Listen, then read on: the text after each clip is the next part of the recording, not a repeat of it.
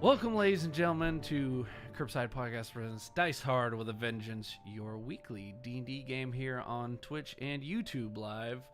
We greatly appreciate everyone for joining us tonight.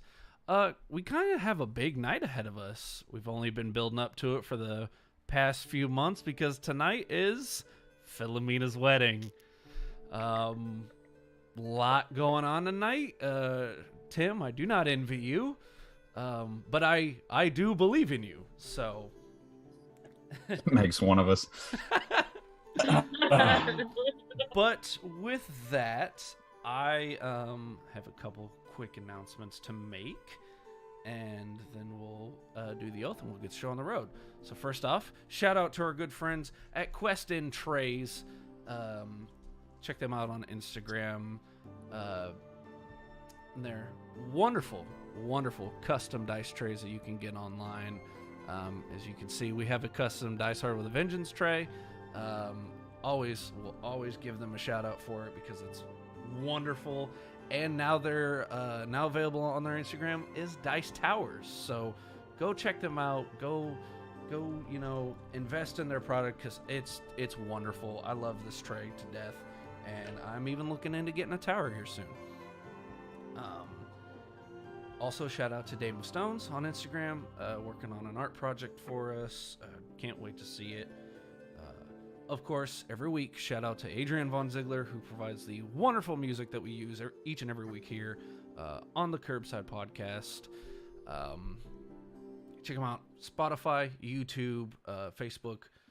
Go give that man your support because he deserves it. He's done nothing but make amazing music for this show. New episodes are coming on Spotify. I'm a little bit behind. This past weekend was a little crazy. From what y'all could see on Twitter and Instagram, I was at New York City Comic Con, which was insane, and even got to meet a Critical Role cast member. So I'm a little bit behind on editing, and I fully apologize. But speaking of New York Comic Con, we met a very special friend of the show now. We met, let me read this correctly, Foam Brain Games. They are dice providers. I got a cool like green and purple set from them. And they gave me a mystery loot pack, which I wanted to open for you guys before we got started. So I wanted to give this a try, see what they gave us. And, we've got, let me find it's just one set. They're all the same color. It's a really beautiful metal set. And they're mini-sized. Gold, red, and green. I like this. I might end up using this tonight. Yeah. These are that's a solid plan. Use brand new dice on camera for the first time. Of course. And it seems like I've got one more. Ooh, he gave me a nice little, dope little pen. Nice. Is it an egg? Yes. Aww. It's almost like a certain chicken from the show. A little bit more adorable, but it's on brand for us. Topical. But yeah, go check out Foam Brain Games. Check them out on Instagram. Check them out online. Definitely gonna shoot them a message and tell them how pleased we are with this. Yeah, those dice look amazing. This loot set, because this was just a mystery pack, and I am very impressed by this. So, shout out to them. And of course, shout out to our sponsors, Raise Energy, of course, available at repsports.com. Use the promo code Curbside8 at checkout, and also to our friends at Jerky.pro. Use the same promo code Curbside8 at checkout, and check out their new Atomic Challenge online. I know Corrales was excited to try that, so that might be a future episode for the Curbside Podcast. Is my very, very spicy intolerant self trying some very spicy jerky, and Corrales just enduring it with, in strides.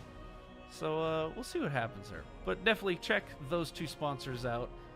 And coming up next month, J1 Anime Expo. Myself, Taruk, and Corrales will all be there all 3 days, November 4th through the 6th, Showboat Hotel in Atlantic City. Do not miss it. It's going to be an amazing time. I want to say it's their 10th con coming up, so not one to miss. But with that, that's all of my announcements. That's all of my special surprises. Let's get to the oath, and DM can take it away. I, Naramos Torn, do solemnly swear to not be a murder hobo. ADV. I mean, it's a wedding, guys. What could we possibly... I promise. Fair enough. Corrales.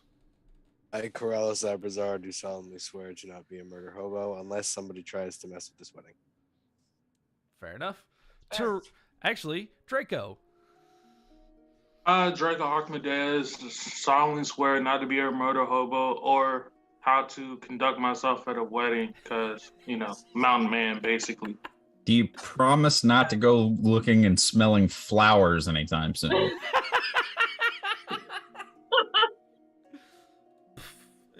Shut up! Never mind. There is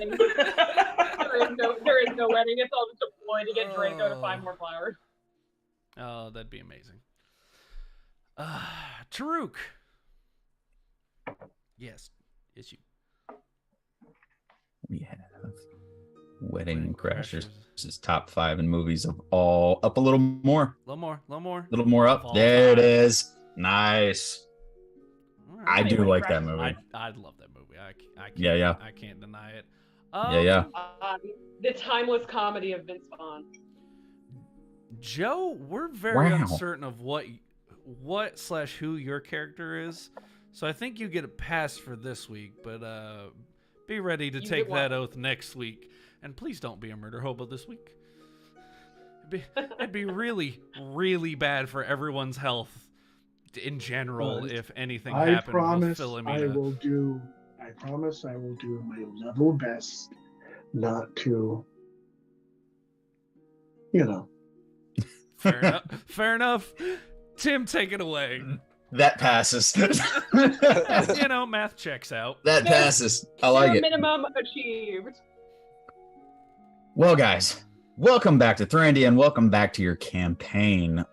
Let's see. Where were we when we left off? When last we saw you guys, you were at this specialized resort that was built specifically for the event of Philomina Bordeaux's wedding. The past day, you guys have pretty much enjoyed the first day off and time of rest and relaxation and respite and other R words that mean resting. And you guys, you enjoyed the beach. A couple of you went pearl diving.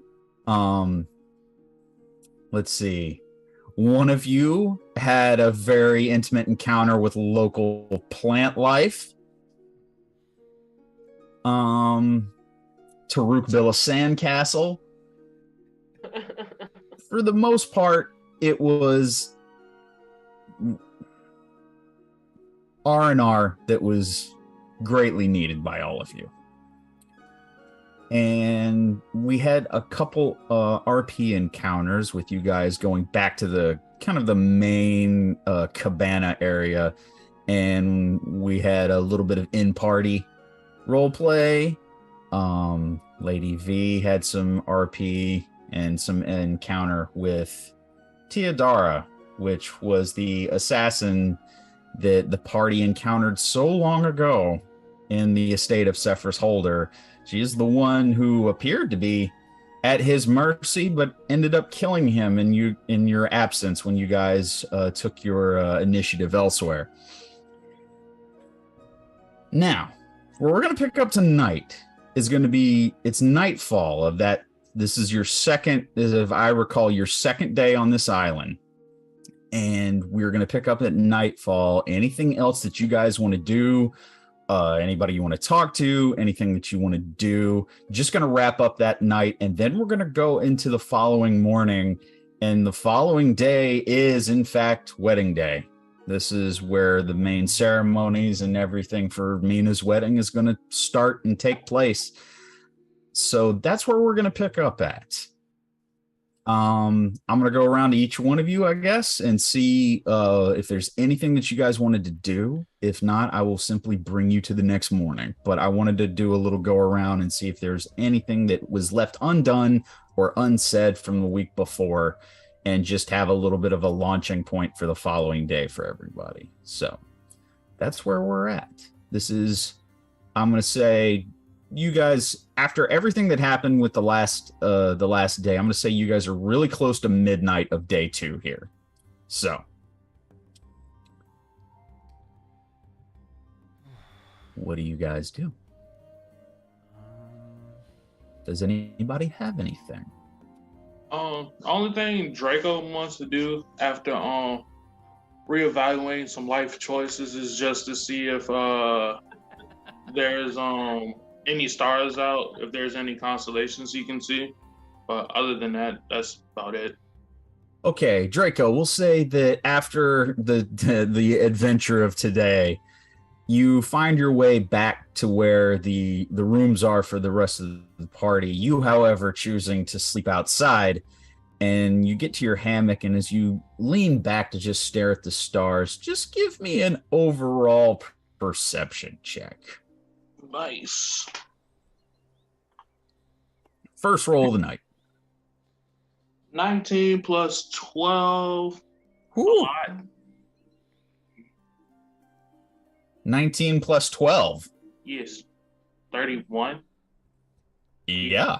Yeah, 31.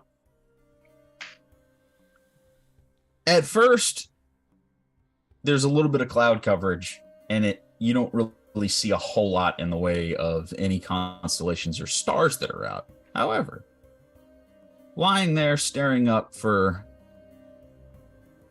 maybe about 10-15 minutes, those clouds begin to part, and the stars are out. Thousands of tiny little lights. And what you notice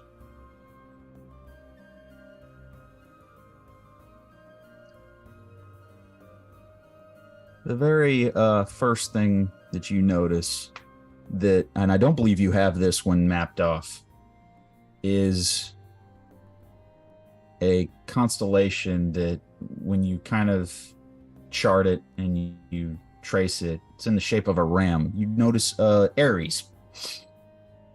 So what that'll do for you, and we can find the stats for you if you want, but basically you with our own homebrewed interpretation of a star circle druid, you can now take the form of a dire ram or a regular mountain ram. Sweet. Cool. And he just, says to himself as he looks at the stars. Y'all would never put me to sleep and eat me, right? We cool, correct? Yeah. Stars for life. It's at that moment that you realize, as you sit there staring up at the stars, you hear a scratching noise up in the trees. About 30 feet above your head. And you see a black shadow. And as you stare up with your 31 perception check, you see a bat hanging upside down in the tree. And at first you're like, oh, it's a bat. And then you kind of reorient yourself and you see that this thing is nearly 4.5 feet long. And what you're seeing is a very large vampire bat.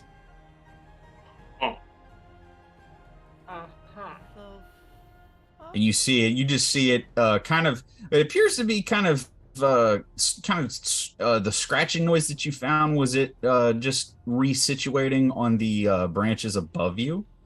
And it looks down, and it's not doing anything. Just kind of looks upside down, looking down at you. You just see these bulbous eyes looking at you. I just nod at it and not do anything. Hopefully, it respects our space. Few silent moments, and you see its unfurl its wings and take off deeper into the island. That was slightly disturbing. Its wings cover the moon. But yeah, after that disturbing sight, I think Draco is going to lay under the hammock just in case and call it a night. All right. So after the somewhat disturbing encounter with the giant vampire bats, you eventually calm down enough that you find sleep.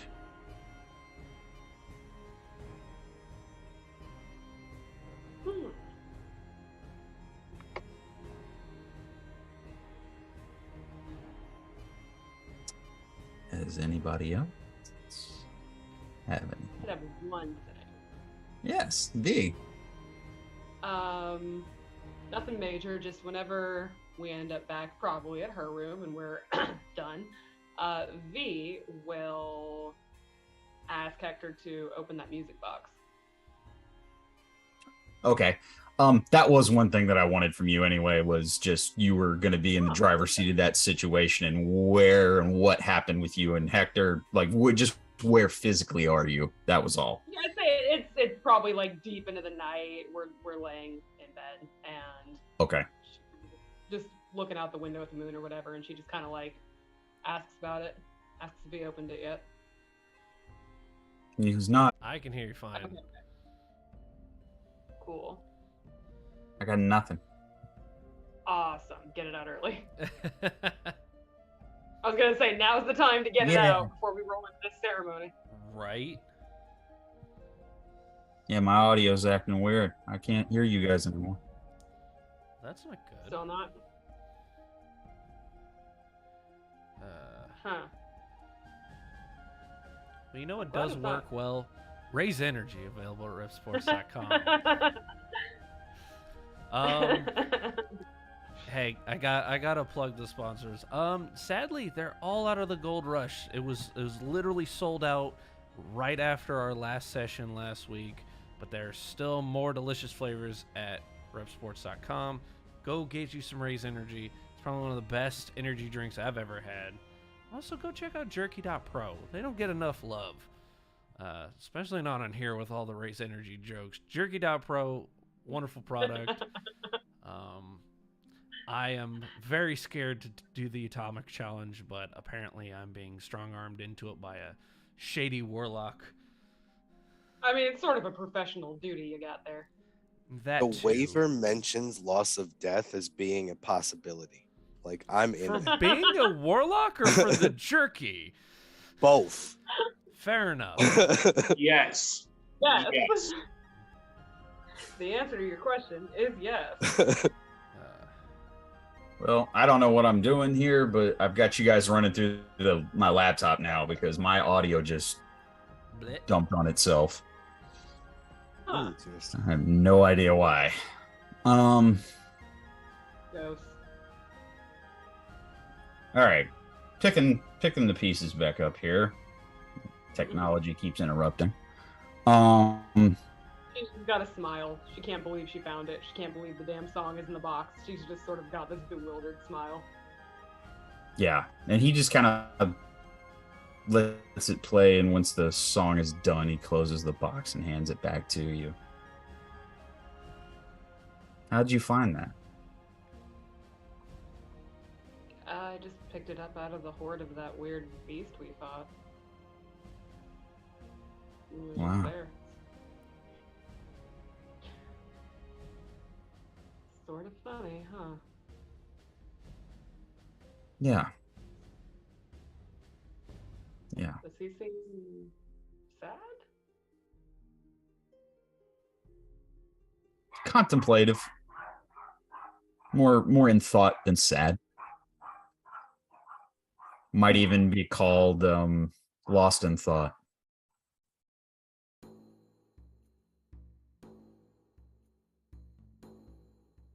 Song isn't exactly a happy one, but Kind of smiles. No, I guess it's not. Brings up happy memories, though. really? Yeah. Of who? He kind of just rolls his head over and looks at you. Someone that I care about a lot. Well, it's an old song, and you're very old. That could be a lot of people. I guess it could be. But it's not.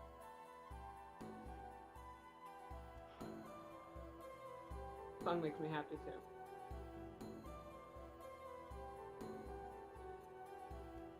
Thanks for telling me what it means. Sure. I used to make up stories about what it meant because it sounded sad, a little angsty. See, like this mischievous grin come across his face. He goes, "Really? What did you come up with?"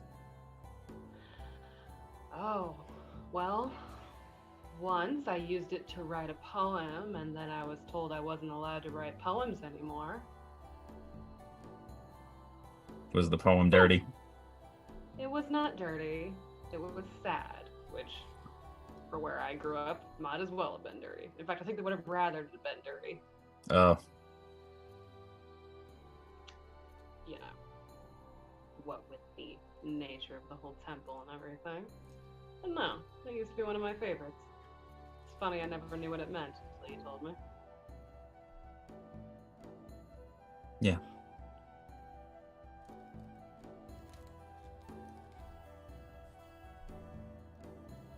You ready for tomorrow?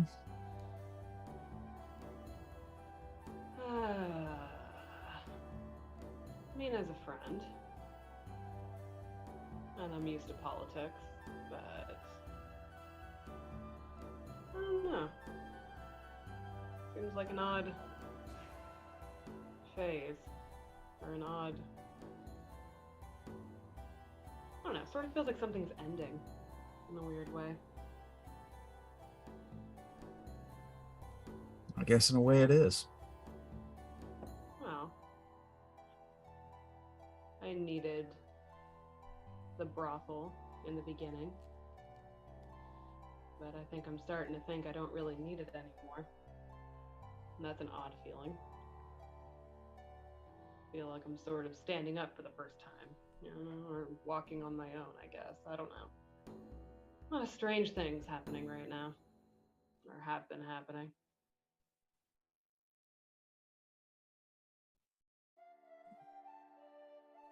Yes, the important thing is that you do what makes you happy.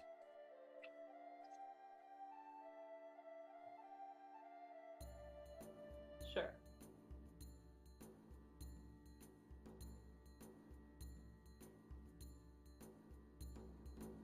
Yeah, maybe.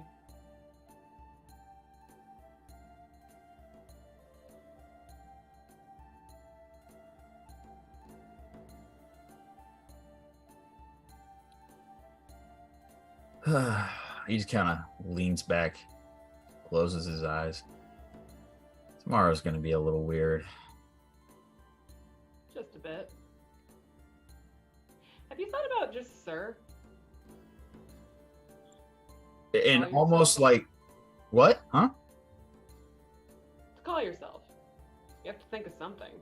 If you don't want to be called Your Highness or a hero, you have to pick something, so maybe just Sir Hector would work.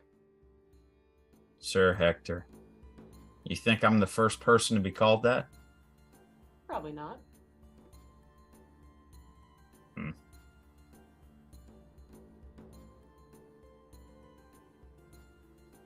But if you change your mind and you want something special, you can come up with something. If you just want to sort of fade away or fade into the back, something simple. I don't know. Maybe you're right. Maybe something simple like that would work for at least the introductions of things. I don't know. That was one decision I was trying to avoid. Well, maybe it's the best option. Going into a bit of a lion's den. I'll help you as best I can. I appreciate that. I mean, I was trained to navigate these kind of waters, but not from the being the center of attention. From the type to observe the crowd and who could possibly be a threat to my brother, and you know, how to not draw attention to myself, or at least too much, unless I'm meant to be. Anyway.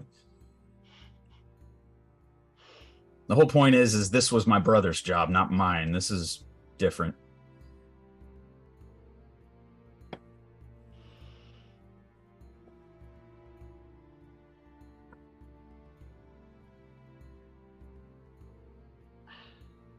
Wish I had advice for you. I was trained to be the absolute center of attention at all times. And I was taught to please every single person while doing it, so it's second nature or first nature to me. I don't really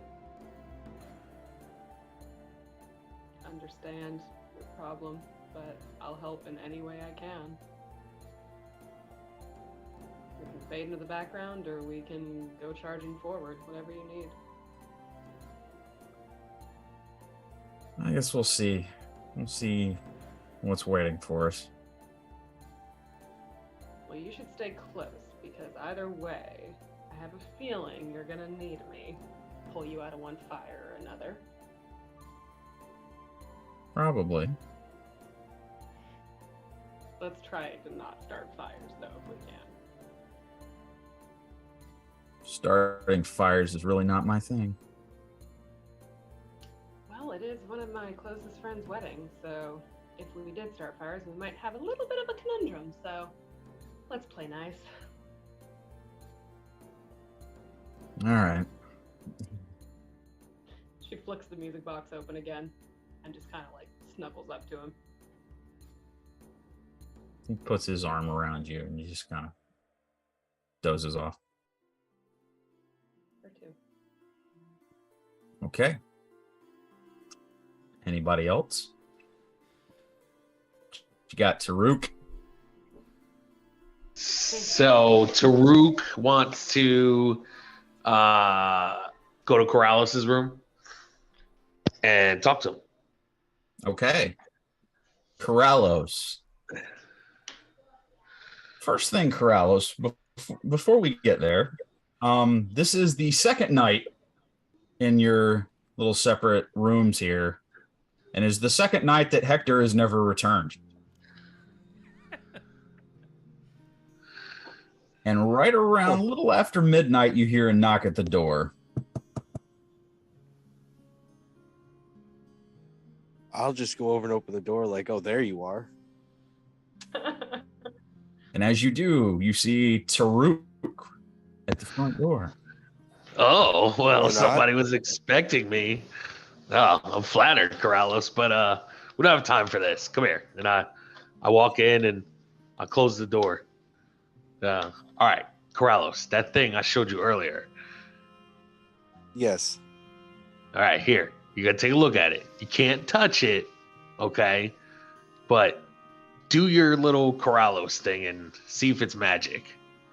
I have to touch it to do my little Corrales thing. All right, fine. But you have to... Baby. All right, fine. But you have to give it back, okay? It's fine. All right. Here you go. What? But this takes me 10 minutes, so you go find wherever Hector is, because he hasn't been here. Oh, yes. All right. Whoa, wait, what do you mean he hasn't been here? I don't know. We were supposed to be sharing the room, and he hasn't been here the last couple nights. I don't know where he's going. The king is missing? Oh, no. What if he's kidnapped? Oh, man, Taruk's got to find him. All right, Detective Taruk on the mission. No problem. I got this. All right, no problem. Okay, here. You take this. Wait. I'm going to put it down here. Nice. Just take care of this. Real nice, okay? Okay. All right. Here you go. There you go. All right. Then Taruk gives Corrales a ring, and then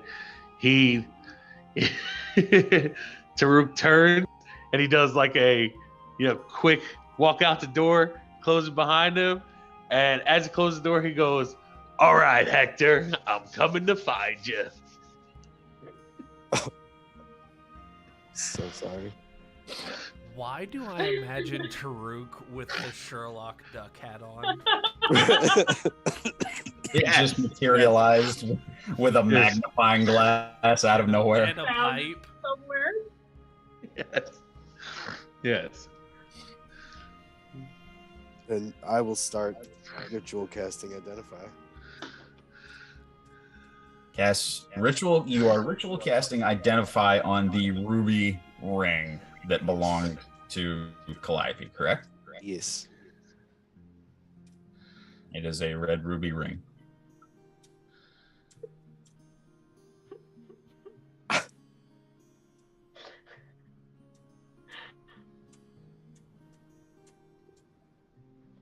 I can give you the worth if you want. That is a blue-balled warlock. If ever Got him. Right. Take a screenshot of this later and just post this picture of just him going, huh? Huh? Like, what did When the ring's Taruk not just do magical. to me right now? Right. Taruk don't know. Was that the first case of someone being trolled in that world? No, got- we've pranked at least 3 people before. The size of the ruby and everything on it, I'll give you the price, although I don't think Identify would cover this, but I just tell you it is a red ruby ring. It has a silver band, and it is roughly worth about 2,500 gold. But I mean, the resale value belonged to Calliope. If you take this to like Pawn Stars, they could make it happen. Yeah. She had nice taste in jewelry, though. I mean, it's going to sit in my shop here for a while, and I got to find somebody. I got to find a buyer. Yeah, If best I somebody's can, really into Calliope, the best I can do is 200 gold. Oh, Corrales, I'm taking my business elsewhere. That's ridiculous. This is worth way more. He's gonna be sorry. It All is right. not magical. It is a red ruby ring. I'm gonna wait for Taruk to come back then. Yeah. All right, Taruk, you are searching for Hector, correct? Yes, I am. Yes, mean- I am. Give me an investigation. Well, I'll tell you, for this, I'll let you do an investigation or I'll let you do survival for like tracking to see if you can find, a trail. All right. I'm proficient in survival, so I'll do that. Okay. So let's see there. Oh, nat 20. Let's go. That's 24 total. 20. Yes. Oh, dear God. That is what you want that roll for, my Oh, friend. my God. That's what Yes. you want, to find out where your buddy is. Yes. There is a lot of foot traffic near your rooms, but you do, in fact, it takes you a little bit because you kind of go out like maybe about 200 feet, and you do get a trail to follow of Hector's tracks that leads you directly to V's room. Let's be real. Okay. There's So still probably rose petals. Taruk is Matter of fact, and that's a walking. very good point. You see midnight rose petals leading up to V's door. So Taruk is doing like the Family Guy thing. Ooh, rose petal. Rose petal. Rose petal. Rose petal. Rose petal. And then he stops because he's looking down and he hits his head. He goes, ooh, rose petal. And then he looks up and he goes, at the door, he just, what? No. V, rolled me a perception check at disadvantage. I was gonna say V is nodding the fuck off right now. Yeah. 13. 13. Sorry, 12. That's a 6 plus. Oh crap! I didn't bring his up. I know he's got decent perception, but it's not good enough. Yeah, Wait, no. A 6? I rolled a 6. Yeah. I rolled So a Taruk, you just boom, your head hits the door to V's room, and that's where the trail of rose petals led to. This is awfully suspicious. So Taruk is. Why would rose petals be here in V's room? Taruk don't understand. Maybe V kidnap Hector. No, V wouldn't do that. I mean, she is a wench. She just is infuriating, but no, V wouldn't do that. Hector being there, and then Taruk is gonna like place his ear up against the door. As roll me a perception check. All right. Oh, goody. Perception. That is a 14. You don't hear anything. And then, so to all right. Nothing. It's quiet. It's quiet. I just want that acknowledged. It is quiet. Now, Taruk, think. Where was Hector last? Drinking at the table with us. V was off doing V things because she's so mysterious and can take care of herself because she's a big girl. And I wonder. Roll me an intelligence check, buddy. All right. Nope, that's a 4. This makes absolutely no sense to you. He is stumped. He is befuddled. I just can't put this together. Away naked on the beach. Only one that saw me running away naked. But And here's the thing. Here's when you know the dice want something to happen. You saw them together 2 islands ago. Yes. But in this moment, it just doesn't click for you. Yes. That poor hamster is falling off the wheel. I don't understand. No, it didn't fall off the wheel. It stopped going, and the wheel is just spinning with it in it. I mean, yeah. But okay, hold on, Taruk. Think. Okay, wait. And he with grabs a hammer. With a 4, you're now. I mean, there's multiple things that could have happened here. Maybe Hector was abducted. There could be a magical gateway on the other side of this door. Yes, this is all what Taruk is thinking. With a 4? Yeah, you're entertaining everything.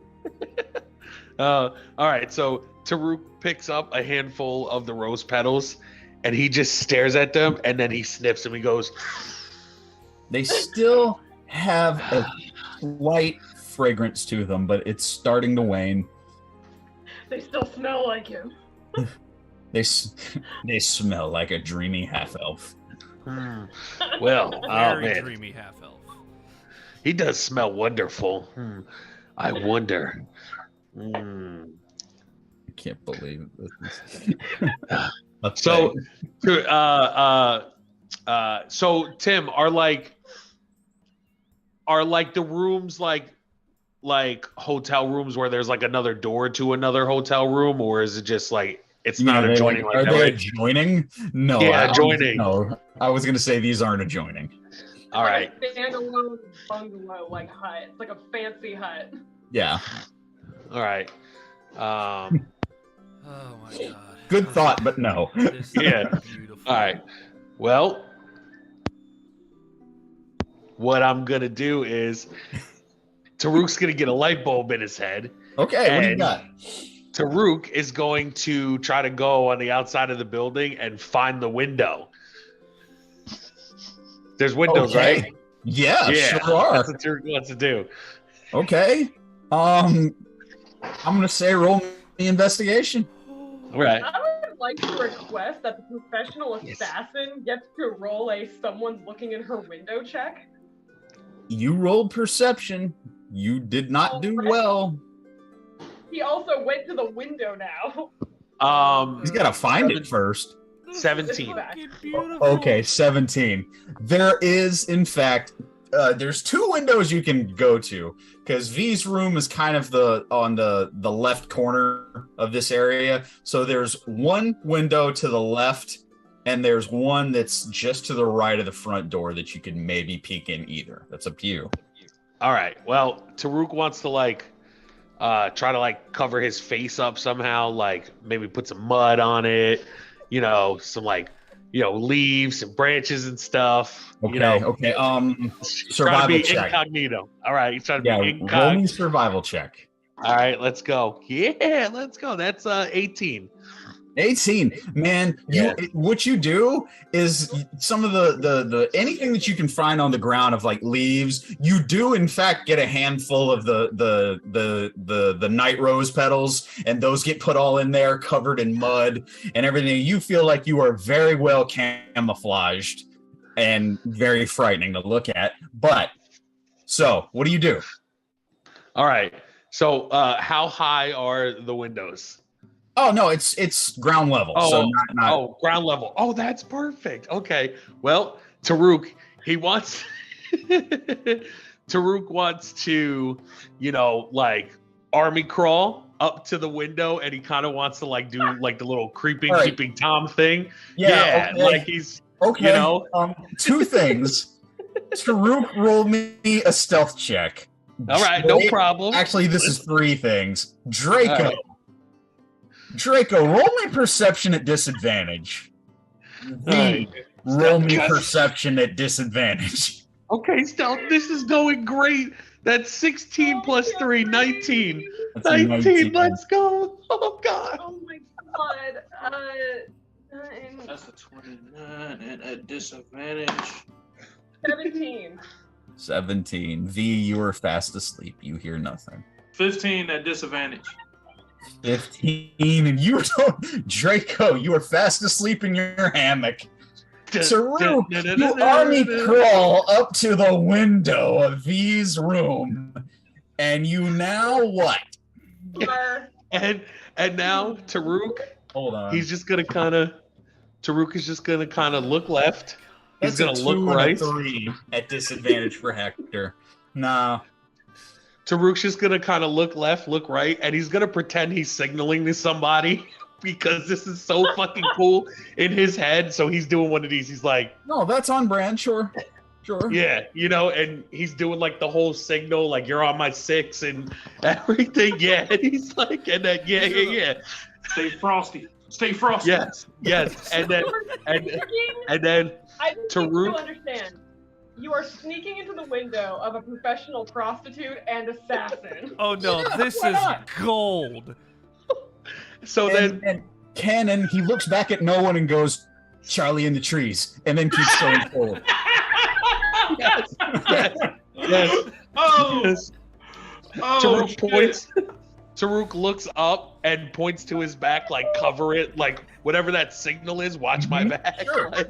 And then so he grabs the ledge slowly with his hands, and you just see him he just slightly pulls his head up, and it's Grinch way up. He just the Grinch way up, and I'm just like this, just like the guy from Home Improvement over the fence. Yeah. Just chilling like this, and it's just my eyeballs moving back my and forth gosh. and peering. Oh, This is amazing. Give me an yeah. Why not? It's investigation at that point. Yeah. Let's go. Oh, okay. Yes. All right. Perfect. Okay. So that's 19 plus 2, 4. Yes. Plus 14. Let's go. 23. Plus 4. Oh, sorry. Okay. 19 plus 4, 23. Yeah. I got the 2 in intelligence. fact, Taruk, it takes you a moment, but you see the lights are out, so you can't quite make out everything. But you do see 2 people in the same bed in V's room. So you assume the smaller one to be V. There is a very muscular man in the room with her. They are both sound asleep. The music box is still going. And yeah, with that, yeah, you do see an open music box in her hand, just playing. So, all right. Oh, in V's hand, so it's kind of like draped over the edge of the bed, right? Yeah. Oh, that's perfect. Okay, so Taruk sees this, and then he slides back down, and he turns his back against the wall, and he just goes, "Oh my god, they took V out. Oh my god, but she took him out. Oh my god, that's a bomb. She has a bomb in her hand. I gotta go get Tor. No. Tor can't help. Draco is probably getting eaten by another plant. Corrales is doing the magic thing, and he sent me on this. Me, Taruk Bloodfist. Okay. All right. So I gotta save all these people. The wedding. If that's a bomb in V's hand and it's gonna go off or poisonous gas, somebody's gonna die. Okay. All right. So now, Tim, this is what Taruk wants to do. Okay. I'm listening. Okay. Taruk wants to army crawl to the left, still against the wall, away from the window, army crawl. Stand up so he can't be visible in the window. Then he wants to front forward roll a good probably 10 feet away, right? All right. And then Taruk is going to turn werewolf. Oh my god. Okay. Okay. Oh, so God. let's. Yes. So No. Yeah. Yes. All right. No. Okay. I'm gonna. All right. This is athletics. I know this is going to be athletics. Definitely, it's gonna be 2 rolls. Do the athletics first. Okay, no problem. I got a +9 to that bitch. Let's go. Yeah. Yes, 15 + 9, 24. 24. Listen, with precision and absolute, I mean, you wish somebody was watching you. Perfect barrel roll forward, you change, and you are now full werewolf form. Roll me a stealth check. Okay, stealth. Because you did a lot of moving around there. All right, and then that is Dex. Oh, perfect. Yes, that's 15. 12 + 3. 15. Let's go. V, this is your last chance. Perception check at disadvantage.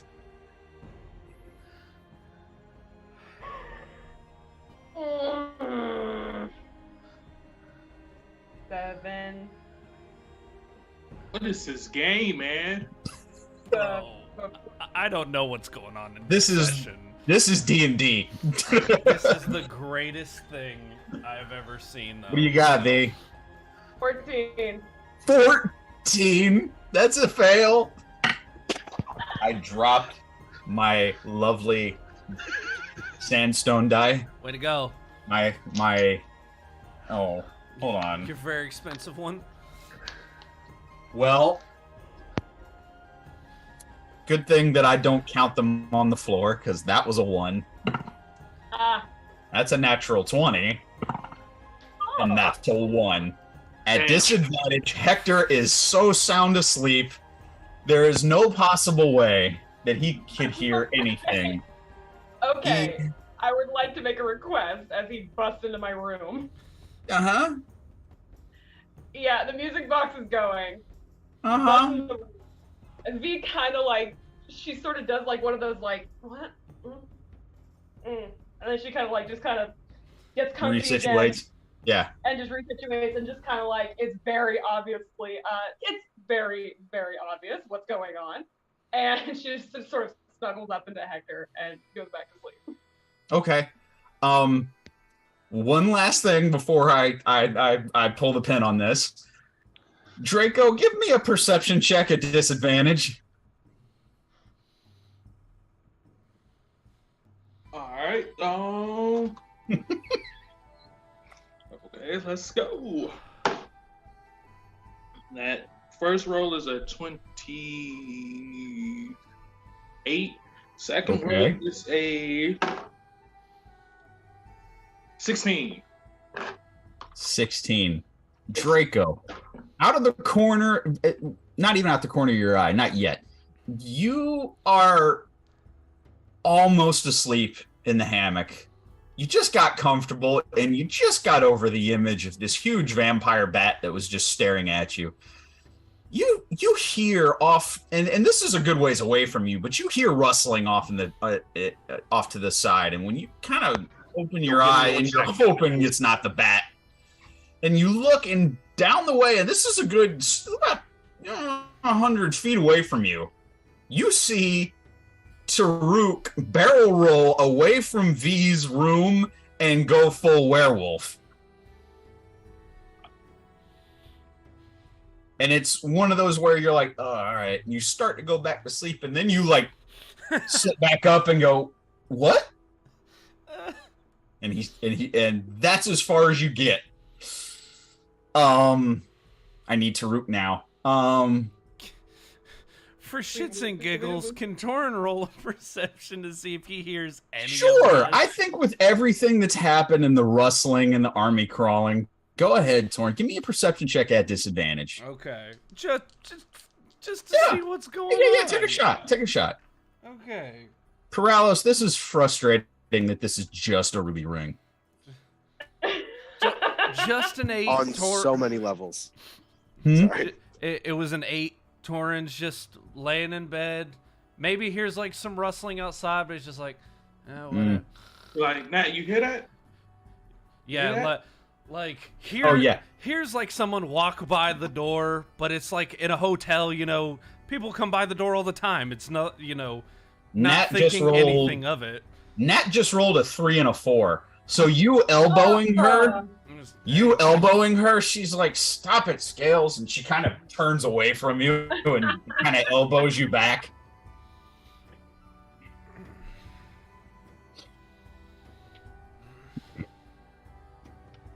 All right, since I need Tim for this last little bit here. There we go. There he is.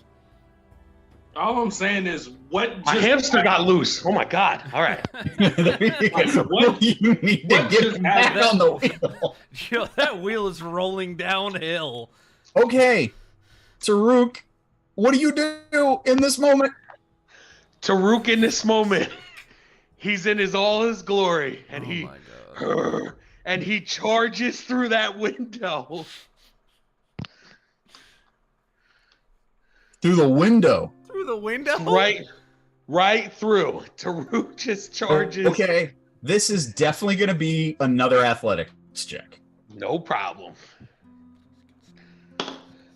Yes. Okay. 10 plus 9, I love 19. how good you're rolling for all of this. 10 plus Ooh. 19. Huh? Z is Of- peacefully snuggling post-coitus with the man she cares about right now as you're doing all this. Okay. I don't think I've ever rolled this well in a fight at all. Like, I don't I think you've think at ever this rolled this point- good, period. V, as you just kind of roll over, just to get kind of resituated and comfortable again, you snuggle up to Hector. You just hear like a low grunt. The shattering of glass as this nearly 8-foot tall werewolf dives through the front window of your room, barrel rolls in, and comes back up to his feet. Both you and Hector are jarred awake from this, all of this. In that moment of definite panic, what do you do as you see a werewolf diving through the front window of your room? Considering I am a trained assassin with improvised weapons proficiencies, I would love to throw broken glass at him. Okay, in this moment, roll me your attack for throwing the glass. Yeah, he busts the glass, which I did not realize there was glass here. He busts through the glass. He comes in. These eyes shoot open, if that's what we're now allowing. Yes. That is going to be improvised weapon. That's going to be still my range. Okay, 7, 8, 9, 10. That's a 13 plus 7, 7, 8, 9, 10. That's a soft 20. Soft 20 to hit, Taruk. Oh, and that's 1. I can do 2 attacks. So that's going to be 7, 8, 9. That's a 19. Does 19 hit? Yeah. 19 and 20. Okay. Yeah. Cool. Also, my wire's in the room, which means I can activate it as a bonus action. So that's going to be the 2 hits with the 2 shards of broken glass, and my wire's going to go for you and attempt to get you and just whip out at you. Okay. Get around your leg. That's going to be a 15 again plus 7. So does a 15 plus 7 hit? Yeah. All right, you are now grappled. All right, roll the damage for the broken glass, and you are now grappled by this enchanted wire. Okay, so 13 points of damage from the glass. That's going to be another 21 points of damage from the broken glass with a wire grappling you around the legs, and V is just butt-ass naked, up in an instant, hucking broken glass at you, and sending the wire after your legs. And panting. Okay. I'm looking at the specifics of something because Hector was woken up. Does not say that I have to cast this outside. So in this moment, Hector did not roll well, so he doesn't know it's you. He simply sees a werewolf busting through the front window. He casts Moonbeam at 4th level.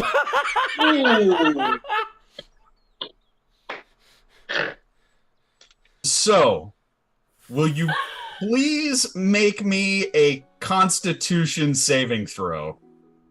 Oh, jeez.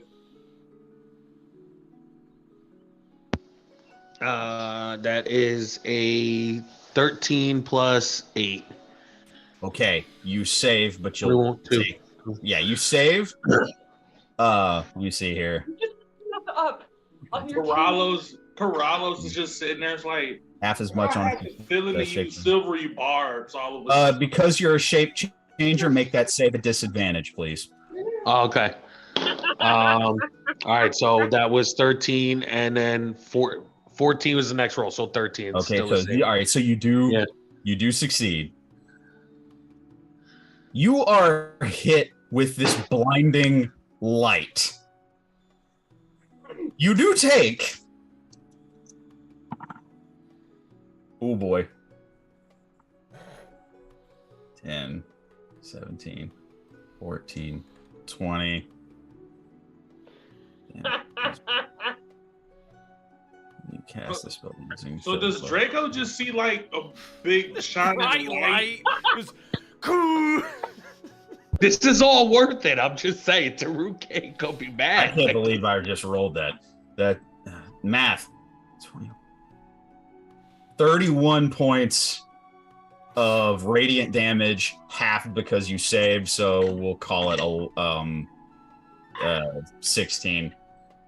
16 points of radiant damage. And what you see, Taruk, is you see naked V and then blinding moonlight in your face. And Draco, you do basically see this from the outside, and you just see this bright flash through the windows of V's room of just moonlight streaking out into the darkness. V, you have to like close your eyes for a second because this is very close range on this. What is with you people? Does V have time to throw a sheet over Hector? Yeah, no, absolute. I'll say, you're throwing a sheet over Hector with the moonlight Taruk, you can give me a sight-based perception, but it's going to be a disadvantage. All right.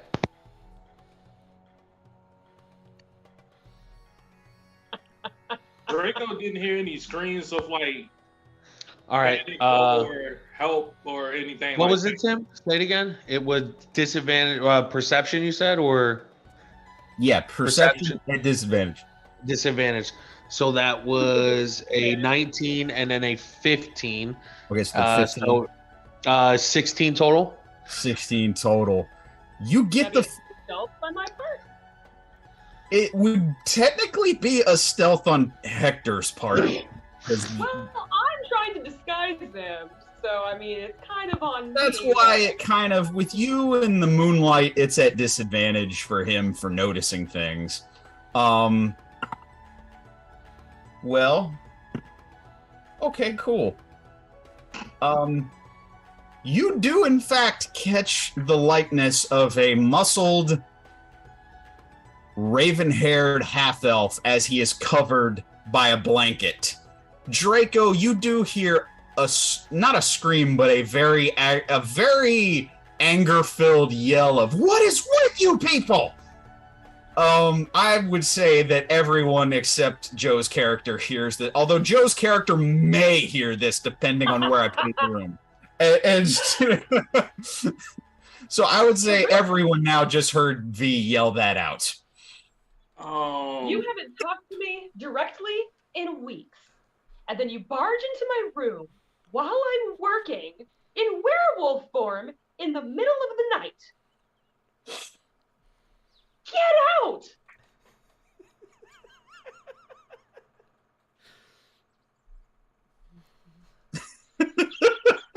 It's funny. It's funny because he's muted.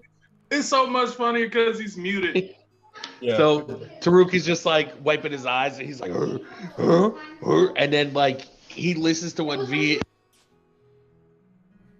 He listens to what V is saying, and he's like responding to her, but forgetting he's werewolf. So he's like, and it's like V, Hector, and blah blah blah. And then like he comes to, and he realizes that he's still in werewolf form, and Taruk turns back to normal.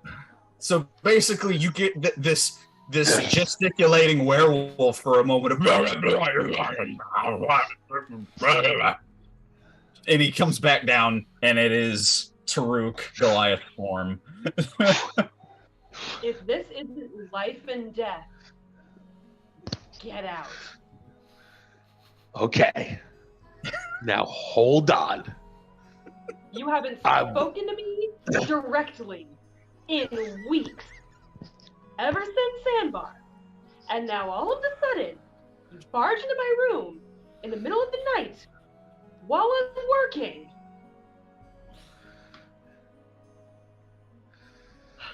What do you want to do? Corrales, you meet Draco and Torin at the front. Torin comes running out. And like, No. Draco heard V say what is wrong with you people, and he's not touching that. he knows better. Draco went back to his cot. Never mind. I apologize. Torin comes running out in boxers with like the little nightcap on, wielding Chaos Star. What the fuck is going on? V puts on like the thinnest of like drapey widow night. It's like that fabulous divorcee. Yes. Thin Yep. So Taruk goes, so This is all Corralo's fault. Corrales asked Don't me. beat him to the punch. What's happening to I think what's happening. Corrales asked me to do a little detective work because his roommates, our king, our Lord and Savior, has been missing. So Detective Taruk V followed his trail to outside of this door. Yes, he was here. We were talking, and then he left so I could take a client and went to go sleep in the woods somewhere. He's a fucking elf of some kind. That's what I thought you might say. Roll And a Taruk deception pretends. check, V. Huh? Roll a deception check. Yes, sir. Corellos, are you there, or did you say, nah, I ain't getting involved? I'm just like, I'll talk to Torin as he runs by. Like, I just told him to go find Hector. I don't. All right. 23. Taruk, roll insight. At this point, Torn is less like running outside like a angry, what the hell? And now he's just like, God fucking damn. And he's like marching over to V's room with Chaos Star on his shoulders. God damn, I can't get one night of sleep. That's I have a 19. 19. Sounds legit. Apparently Hector was here and they were talking for a bit and now he's gone. See, I thought that's what you might say, V.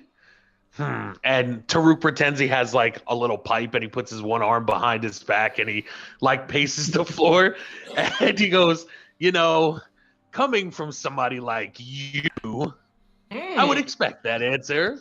And I'm just here. That's a bold strategy, Con. Let's see if it plays out. Somebody like you. What do you mean, like you? You say that you're working, and I believe you. Oh my And god! I'm gonna walk over to the bed and I'm gonna move the sheet and kiss Hector and cast disguise self so he looks like a random person. Okay. And pull You the kiss sheet him back on it and naked. his. Yeah, okay. You pull the sheet up. What does he look like? He just looks like a blonde human man with like a goatee and like he's very respectable looking and very shocked. Like he's got that kind of like permanent. Okay, so he looks like Prince Charming from Shrek. Yes. Yeah, that. Yes.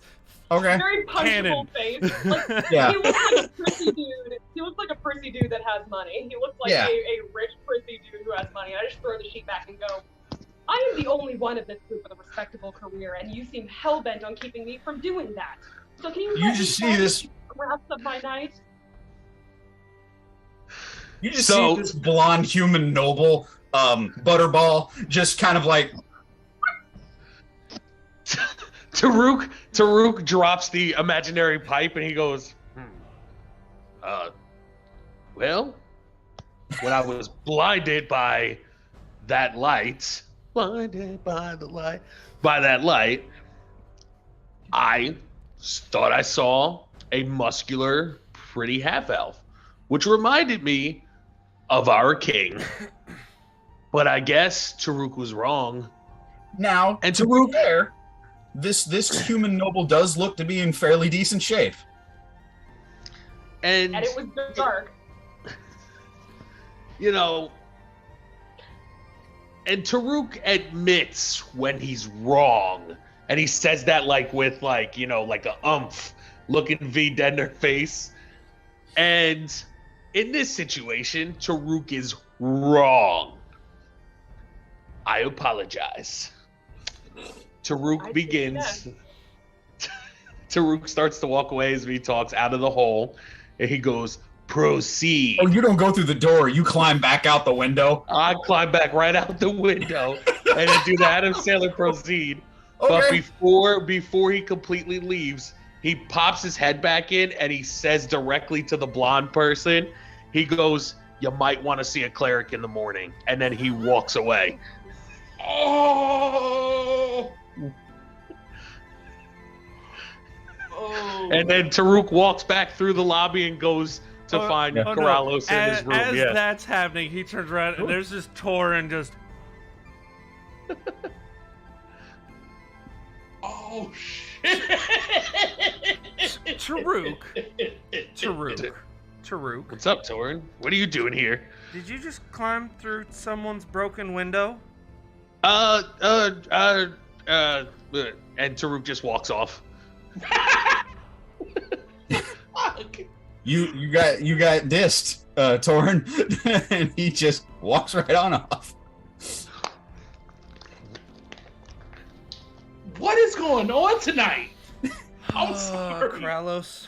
Jesus. Just getting started. And I'm gonna kill him. It's We're only an hour. Taruk, it's at this point where you're going back to Corrales' room. You pass Nat, who has just now decided, fine, I'll go see what all the commotion's about. and because she really wasn't interested until she hears all the commotion, and she doesn't ask you a thing. She walks right by you and walks up to Torin and goes, "What's going on?" Well, Taruk just climbed out of someone's window. I'm gonna go to apologize to whoever it is, and then I'm going back to bed. Nat, just not thinking. The next thing you see, V, is Nat stick her head through the busted window, and she goes, like, Torin kind of the same, like, look around the corner to see whose poor, unfortunate room this was. Nat kind of looks at you and goes, it's just the latch at the top and you can raise it. And then she sticks her head back out and goes and leaves. Torin, do you stick your head in the window? He looks around the corner to see whose room it is. Oh, he's standing there, open-robed, half-naked. God. And a fully naked blonde human noble on the bed. Oh, for fuck. Oh, I'm sorry. Do you also have an issue with how I choose to make a living tonight? No. I just came to literally apologize to whoever poor, unfortunate room this was that he just destroyed. I think Taruk's still mad at me. That's something that can be addressed in the morning. No, it will not. We have a wedding to attend, and we're all gonna play nice, or else somebody might die. I'm saying I'm not addressing it now. I'm too tired. You're busy. Sorry, sir. And have a nice night. And he's just gonna walk away. Oh my god. This is too good. Not looking any deeper, any further. Just very sorry to interrupt your evening. Goodbye. The blonde human noble looks at you, V.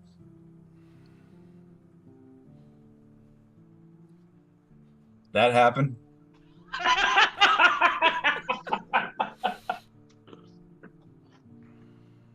Fuck yes, it did.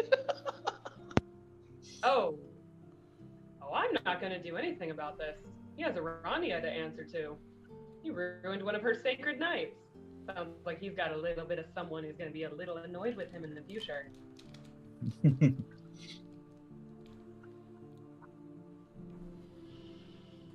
There's an awkward pause. He looks at you and he looks at the window and looks at you. He goes,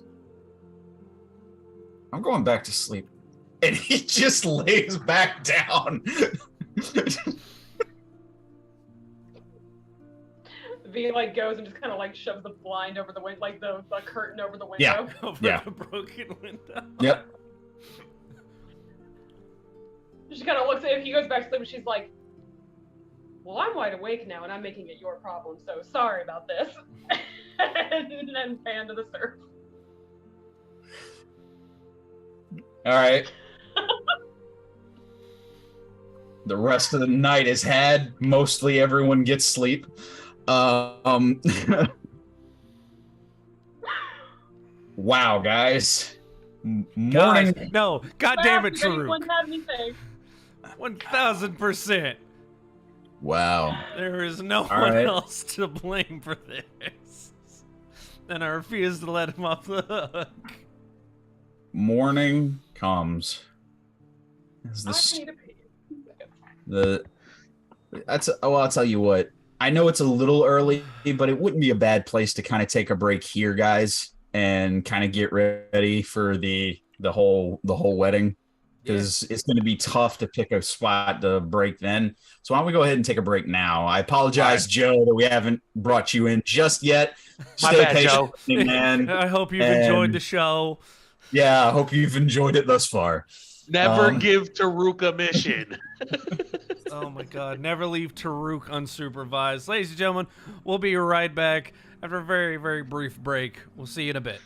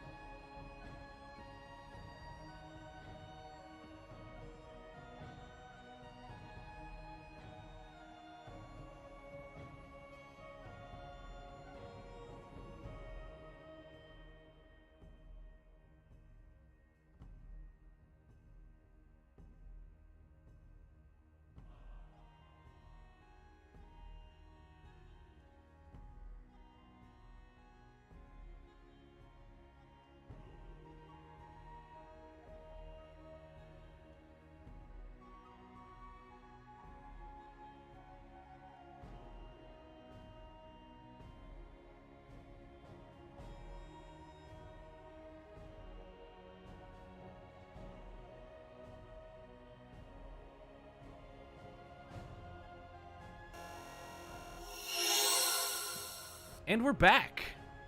Thank you everyone for being patient. Just quick little break, but we're back. Tim, take it away. Taruk, take a D6 of inspiration on any roll you want for tonight. That's where I'm going to start. Okay. I'm not asking. I think we're done. Yeah. I'm not asking. I think we're done with that night. I think we peaked for that day, and the rest of you and everybody, busted window and all, you all find what sleep you can. And the following day comes as the day of Philomina Bordeaux's wedding. And all of you wake up, a light breakfast is had, and you immediately don your formal attire that has been delivered to you that morning. And everyone, if you want to remind everyone what you look like as compared to your normal looks, because you guys did spend a little bit of time RPing out a lot of that. So I want you to, get your opportunity just to enjoy and kind of remind, each other of what your formal attires look like.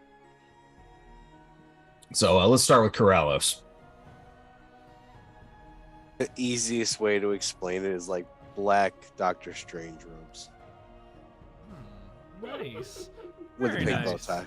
With the pink bow tie, of course. With a big bow tie. I love it. Love it. All right, Lady V. Well, yeah, V comes out. She is wearing like very fitted, and it's one of those dresses where it's completely sheer, like for the bodice and down to the hips, and then it mermaids out, and it is the deepest like violet, like black to violet to blue, and it's like the midnight mermaids out into sheer layers, and then up top where it's completely sheer is covered with like spiraling embroidered roses, like rose vines, with in black, and the thorns on the rose vines are all silver, and that's like the kind of swirling briery bodice kind of holds up. The sleeves kind of go down, and they're just long, sheer, violet to black to blue kind of midnight ombre deal joins the back. She's got like a crescent moon bit holding half her hair up, and then around it her hair is braided intricately into, like, her hair is braided into roses around the crescent moon, and there's like silver dust on her cheeks, and she's done her eyes in dark black and silver with like dark lips, and she is essentially just a long trailing vision of violet and midnight and sparkle, and there's shards of silver and like pearl in the gown everywhere. Nice. It's beautiful. Hector it took him a bit to get, everything right, but he did don the armor, and then that not a doublet, but what's the name? That basically that midnight sash that comes across it and drapes over. Yeah, and with that, with some basic kind of like, it's very similar to a black, but the only color I can think of off the top of my head is if anybody's familiar with the Chicago Bears, that kind of like cross between black and blue for pants. They kind of shimmer silver embroidered on it. And he does have his shield is strapped to his back. And this is him. He is letting the hair go long. It is, as you guys know, but it is ponytailed in the back except for the two strands that frame the face.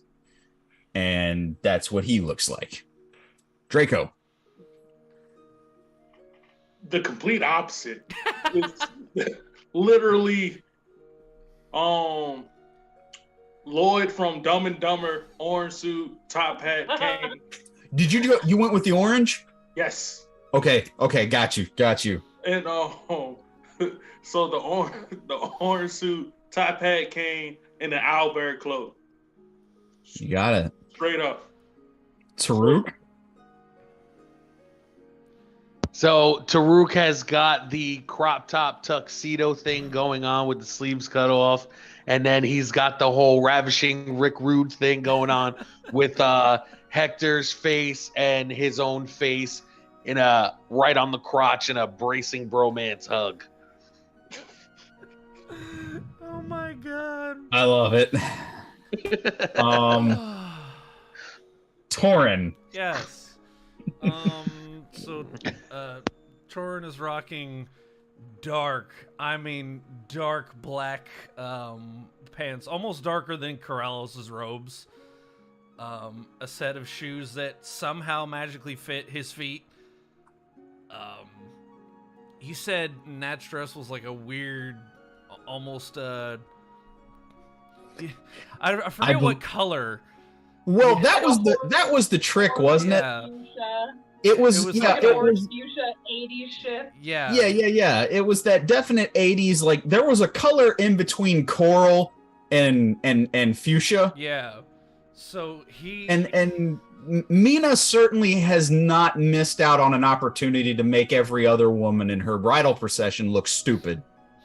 So Torin is wearing just a very basic form-fitting tunic in that poor, awful color, with his ceremonial chainmail that Belden gave him for the Winter Festival, with the shoulder plates and the necklace across the front with the Winterhold symbol on it. Nice. And of course, Chaos Star and Clawbasher strapped to his belt. Absolutely. Nat is with you, and she looks like orange sherbet puked on Little Bo Peep's dress. V awkwardly nods at her. And you just see Nat looks at you, and it's not that she's angry at you, but it's just daggers, as in, like, don't say a word. There's a couple moments where you two are walking beside each other, and she goes, "When this wedding's over, I'm gonna burn it." Like I'm so sorry, and I go like to Hector. Right. Torin I have something for him before we roll in, just kind of like when I meet up with him. Sort of look him up and down. She's got her hands behind her back, and when she walks, it's literally like the night sky. Everything, there's little speckles of pearl and silver that flash everywhere and kind of glitter. She kind of walks up to him and just kind of goes, "Well, I have something for you." Oh? Just to finish it off, I guess. She hands him like a circlet, Mm-hmm. and it's made out of like dark, like that kind of tarnished silver where it's got a black sheen to it, and it's rose vines. So like a circlet of black tarnished silver rose vines that kind of come around and swirl up and flare out into like rose vine, almost antlers, like a tiny little flare of like almost antlers made out of the rose vines with the thorns, and the thorns are pure silver, and the rose vines themselves are like that black tarnished look. And he kind of is taken aback by it. Wow. You made this for me? No, I bought it. Sorry, Of course. I'm not crafty. He just kind of smiles. Thank you. And he kind of looks at it, and there's a bit of symbolism to it, and he realizes the awkwardness. So he's like, "Oh, here." And she kind of like sets it down for him, pulls the pieces of his hair out of it that he likes so much, and kind of frames his face with them. Perfect. "Thank you."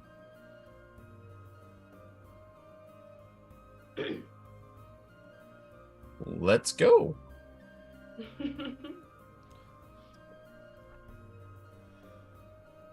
All right, guys. As you make your way to this outdoor pavilion on the island, as you take a look, this specific area, it's kind of what they've built is they have a main area where all of the guests and everything can be seated, and where it is separate tables that separate different groups. And basically the idea is that it can function as both the seating for the service and the ceremonies and everything that happens, but also, as many of you know, the first phase of any wedding in Thrandia is feasting. So the first thing that will be handled is the food. As you guys make your way, and you see many familiar faces as you guys make your way. Just in the crowd, you guys see Teledor Rex in coat and tails. Absolute coat and tails with the very familiar spectacles, the walrus mustache, and you see him. He's not alone. You do see Vereen, the archmage from the Brine Council, Vereen Shadeleaf, and you see her in a almost, I would call, a metallic green that the different, almost as if there are actually different leaves that make up the dress, and each one shimmers and shines with a green. I can't remember the actual term for it, but it's that scaled effect where one side of it's green and the other side is silver. So you get this shimmering from her as you see her walk. You do see Hisma Krant, the blue dragonborn. She is in armor. It is very fancy armor.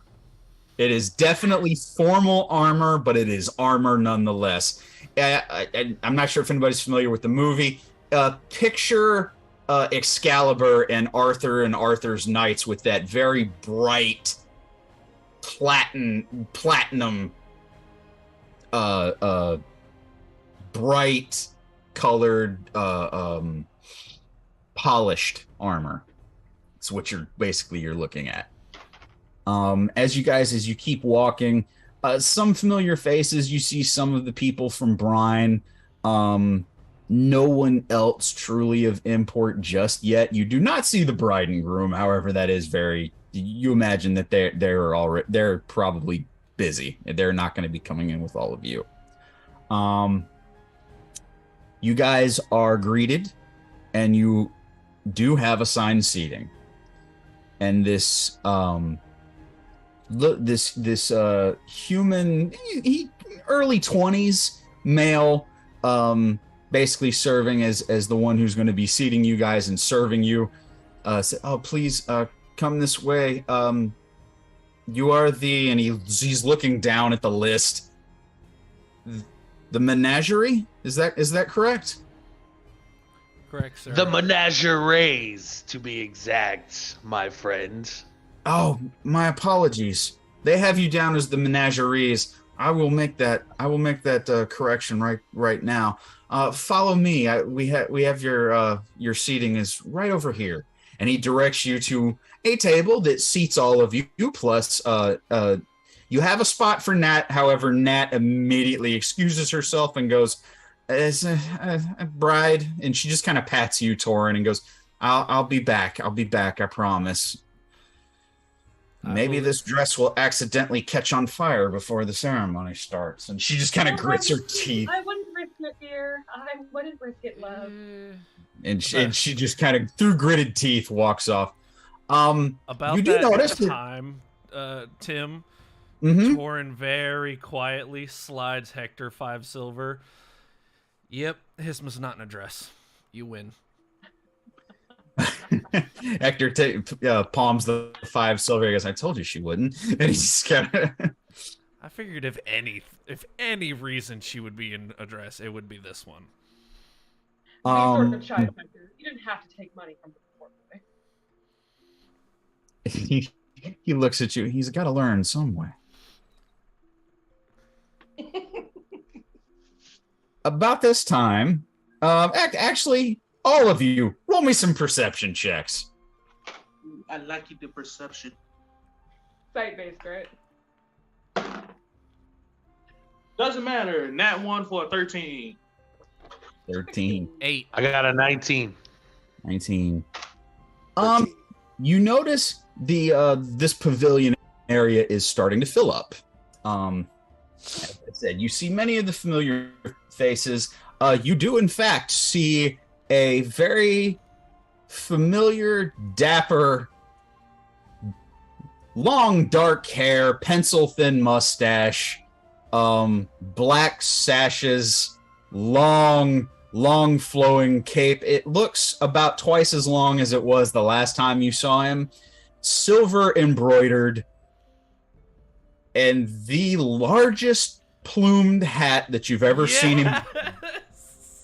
Captain Benjamin Ramsey. And you just hear the accent thick over the chatter of the crowd that's gathering here. And he's, yes, it's good to see you, my dear. As always, enchanting. And he just kind of tips his hat. And this thing, I mean, when I say he tips it, the whole thing moves like this and then comes back up. This is a monstrosity of it. It appears that Captain Ramsey has recently come into some serious gold. I'm I wonder where he got it. gonna buy an even bigger hat. It is at this moment that you see a large looming figure approaching the table, as there is one more empty seat at your table. Joe, would you like to introduce yourself and describe yourself, please? All right. You see approaching the table, 7 foot 2 inches tall, almost 8 if you count the horns, a broad-shouldered, very imposing minotaur. He has almost iridescent polished armor, breastplate, a gorget, greaves, gauntlets, pauldrons, and you can even, as he steps, you can see the thin film of a similar polished shoe on the hooves that are at the ends of his legs. As he walks and approaches the table, you smell nutmeg and cinnamon and dark black loamy soil. And as he walks, you see that he has over his shoulder a beautiful green and dark brown, almost chocolate brown cloak that sits very neatly off to the side, hiding the left side of the body. And in his right hand, as he walks, he carries a staff of some sort with some sort of top on it that has been wrapped in cloth. It's roughly 2 feet across. It's a sphere, roughly 2 feet in diameter at the end of his staff. And he approaches.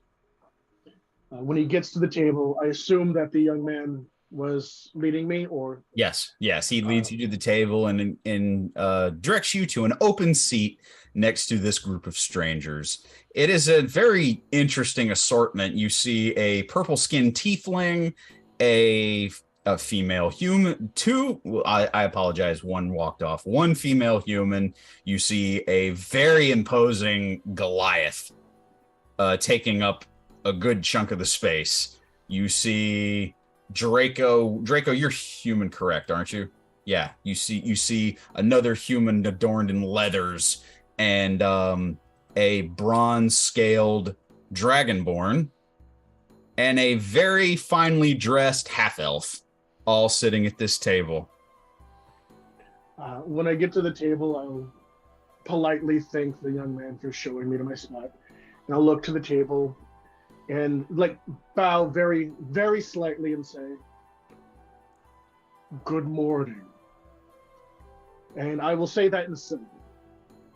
I'll say, "Good morning. May the day greet you well." And then I will say in common, "Good morning, everyone. This appears to be where I will be sitting. It is nice to meet you on such an auspicious occasion." And then I look at Torin, there's enough going on with Hector. I'd probably be able to pick up his whole deal. And I might be able to pick up on Draco's deal. But I look at Torin, Hector, and Karalos, and I say, "Good morning, cousins." And then I sit down. Apologies.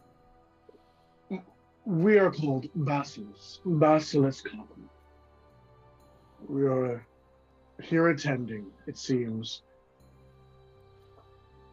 And Draco responds in Sylvan, good day to you as well, Basilisk. One who knows one of the tongues. It's nice to hear it spoken in this place. Yes, it's the first time I've encountered someone who speaks this language as well, outside of where I'm from. Well, we hail from the west. That is a more, as much as a tongue can be common, I suppose. It seems to be rare here in the lands of men and elf. It's true. The people around the table don't speak it. Well, it was merely a greeting to be polite and diplomatic. Nothing subtly crude or misleading. Merely a form of habit and a traditional greeting from where I am from and how I was raised. Very much appreciated. Again, I don't get to use this way of speaking often. It's very enjoyable. He'll nod his head slightly. Taruk, Torin, Karalos, or V, do any of you speak Sylvan? I do not. No. Okay. I speak Elvish, but no. No. I also speak Elvish, but nope. Is anyone at the table other than the menagerie, Tim? Do we have like other Brian people sitting with us, or is it just us and now him? It is now just you guys. There's an empty spot for Nat and now Basilisk. V is going to kind of take the duty as being one of the as far as Brian goes, one of the higher ranking people, and be diplomatic to the newcomer, and she's going to sort of give you a very polite nod and then ask, is the common tongue difficult, or would you see fit to skin it if I needed to? No, it is not difficult. You have our deepest apologies. We meant no offense. It was simply a bit of indulgence into something that we don't get to experience often. Of course. No offense taken. Simply as a representative of Brian, I wanted to take the opportunity. Welcome to our table. Berenice, Lady of Arania, consort of Brian, we welcome you. It's a pleasure. And Basilisk Kaku, delegation and representative of the Westlands. Does that mean anything to me? Roll ahead. Yeah, I'm gonna say history. That's a no. That's a 12, but she's going to try very hard to keep her face smooth and keep any trace Right. of what the hell. Right. With a 12, it doesn't mean a whole lot to you. Those definitely would not be circles politically that V would know much of, or I don't believe she would have too much reason to have gone in those circles. So your role is very appropriate for the lore in question here. Would Draco know? Any trace of that off her face, and just gives a very polite welcome on behalf of Brian to the newcomer. Draco, I will give you a history roll chance. Go ahead.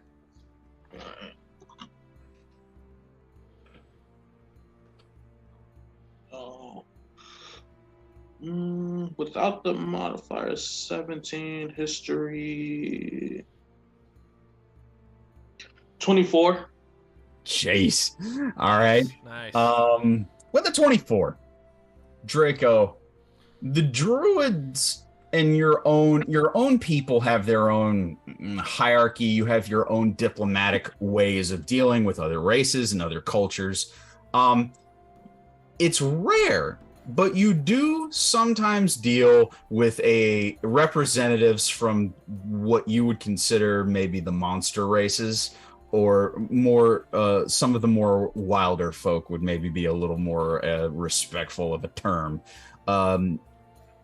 Very similar to how Taruk's own people are very nomadic, and they don't really have a city or a home village. They are very transient. Many of the, unless it is of the centaur tribes, a lot of the other wilder folk are nomadic as well. I mean, you do know also the rarity of coming across a goblin or a centaur. It's not unheard of. It's not a common thing. And in this case, a minotaur, probably one of the first that you've ever met. Oh, okay, cool. So with everything that Draco knows as far as like how druids are treated in his world, would he be able to assume that maybe Basilisk and his people have dealt with something similar based off of their? It's a decent assumption that many of Thrandia's greatest stories and myths are based off of the defeating or the destruction of monsters and monster type races. So there is a bit of ostracization of minotaurs, centaurs, Medusa-like creatures, goblins. There's definite vilification of a lot of those races. 100% Draco's resisting the urge to like pull out his sketch pad and like examine Basilisk, since this is his first time encountering something like this. A person Your like hands you. are twitching. Yeah. Torin sees the look because he's seen it when Draco met him. Yeah. At that, Torin will stand up a little straighter, maybe try to make himself look a little more distinguished compared to this very much larger gentleman. And Narumos Torin, member of the Hunters Guild of Brine and member of this small crew here. It is wonderful to make your acquaintance, Hunter Narumos Torin. Is there wine on the table? I was going to let you guys RP and do some of the things you want. Some of the food and wine is starting to pour and starting to be brought out. And you notice this, no roll required. You notice this of pretty much the majority of the people who are attending are here. And now the food and wine is starting to come out. And the first phase of the wedding has begun. The feasting shall take up the first part. And yes, so now your cups are filled, plates are filled, and Mina has spared no expense. Pretty obvious whenever we're eating around the campfire or in taverns or anything that V's got great manners, but she's usually trying to hide it. V has the most impeccable manners. She has ridiculously, like, second nature impeccable manners.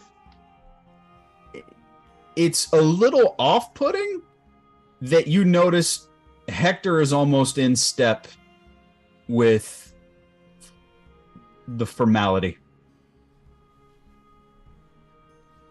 It's the first time you've ever seen it out of him. And for somebody who talked about what he was trained to do and what he was raised to be, this is one of the first times that you're actually seeing the formal decorum of Hector.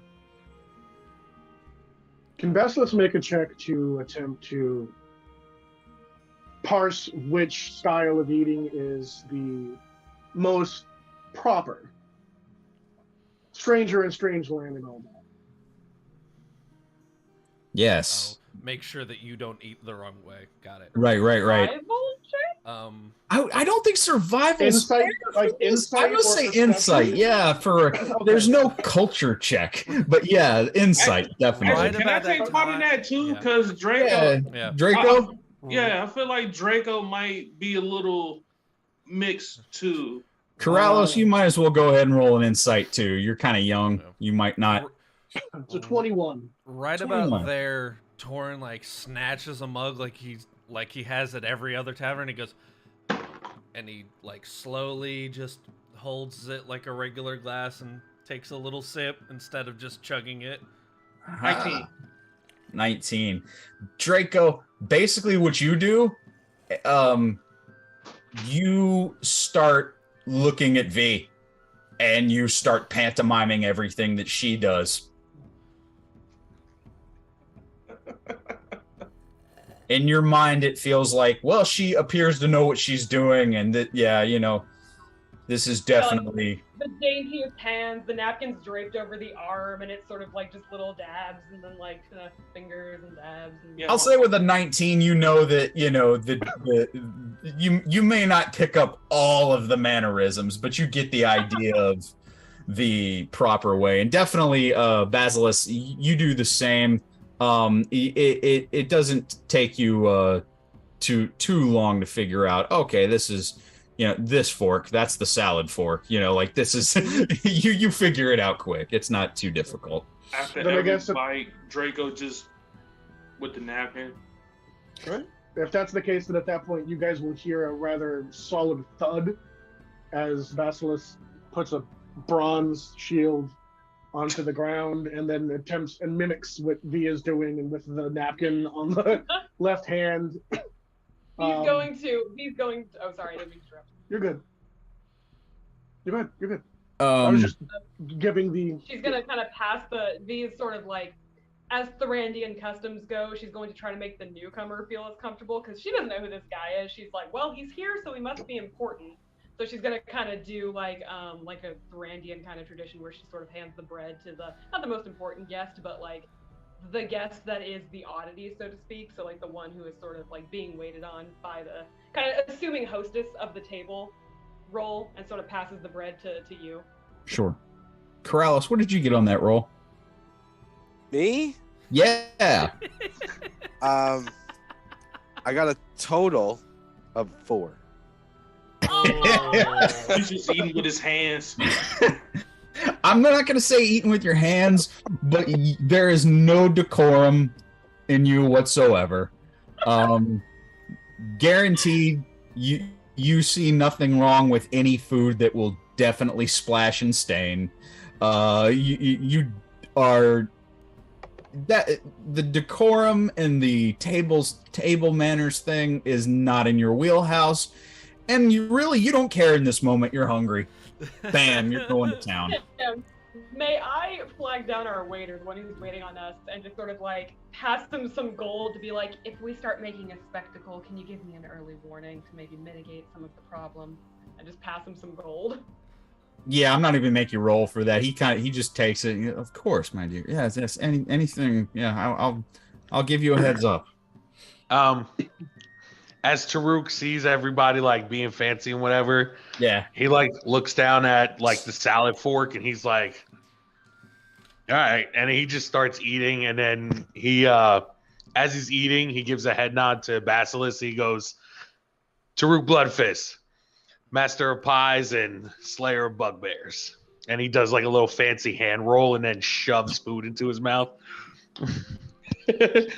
He just shoves food in his mouth and takes like a loud sip of wine. Like dabs the corner of mouth. She's like, no need to stand on occasion. Who's next to me? Like, who's closest to me? I'm gonna say that V is to your left and Torrens to your right. That's a hard. She knows what to do, but I can trust. He's like me. He's like being very polite to you. Torrens an animal, okay? He's a lizard, okay? He's gonna err on the side of caution, and he's going to very politely like look over to V to try to get her attention. And us. here are bugbears an exclusive threat, or is there perhaps a series of issues or skirmishes between your people and, or perhaps their people and the bugbears? Sir, my people have a skirmish with anything that scares them. However, in this particular instance, we had an unfriendly bugbear to handle. He doesn't make it a point to go hunting bugbears for the occasion. It was that specific moment. But he did do it spectacularly. Understandable. That is, you have an interesting perspective that I agree with to a degree. And thus we are appreciative of your response. And he'll just continue eating. I love him. I like him already. Around that time, Guy's like an Elcor from Mass Effect. I love him. At that time, warm interrogative. Torin's gonna give Corrales like a stiff elbow, like and point at the new guy, be like, because Corrales didn't say anything. No, he hasn't, because I've been eating. Yeah, so Torin, very much like the older brother, like, hey, asshole. I'm gonna kind of like she straightens out a napkin and puts it over your arm. I have a mouthful of food, so I'm going to use Awakened Mind to say, hi, my name's Corrales Abrazar. You just hear this this distant voice just pop in your mind say that. You hear in your mind, so it'll be my native internal voice. So you just hear this.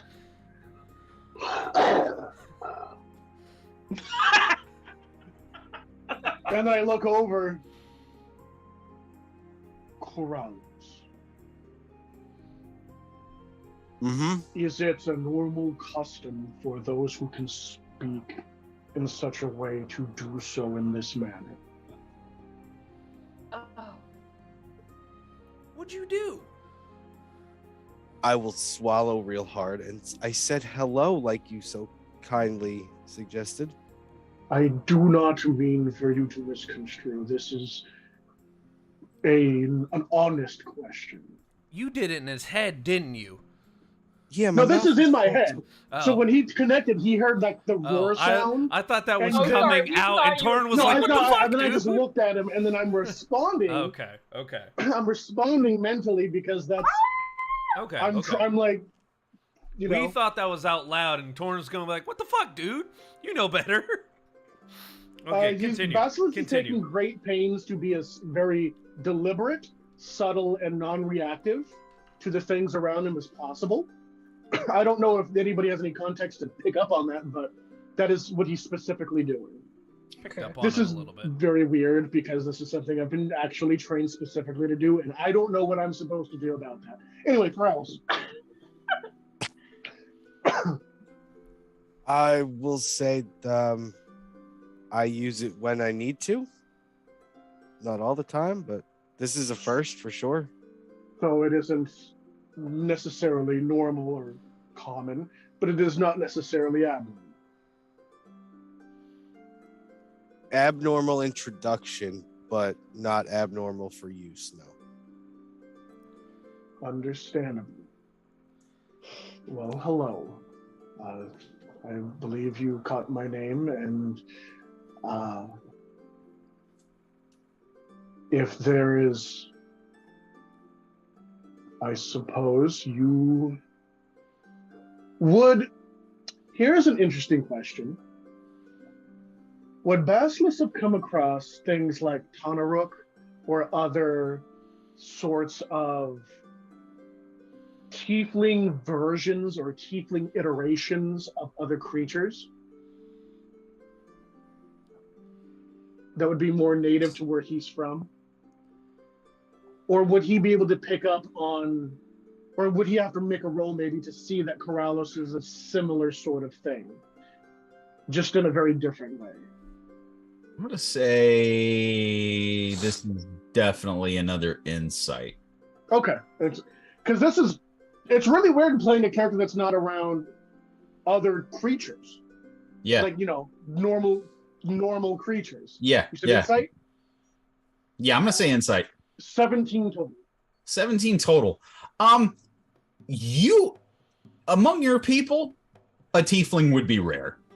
You are aware of infernal ancestry. You are aware that it does not require. It is not necessarily a physical hereditary thing. You can have, tiefling offspring from elven parents. The whole trick is that somebody in that bloodline made deals. That's the whole trick with all of that. So you are aware of it, but I'll say that that it's not a common thing among your people. Okay.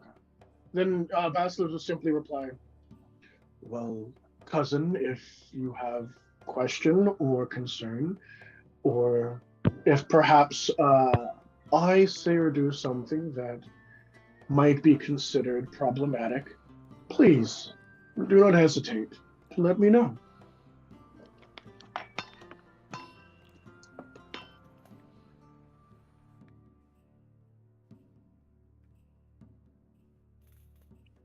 I will. Very much appreciated. You guys, a little bit of the friendly conversation over the meal, but you continue eating. Here's where things get interesting. I would like each of you to roll me a perception check.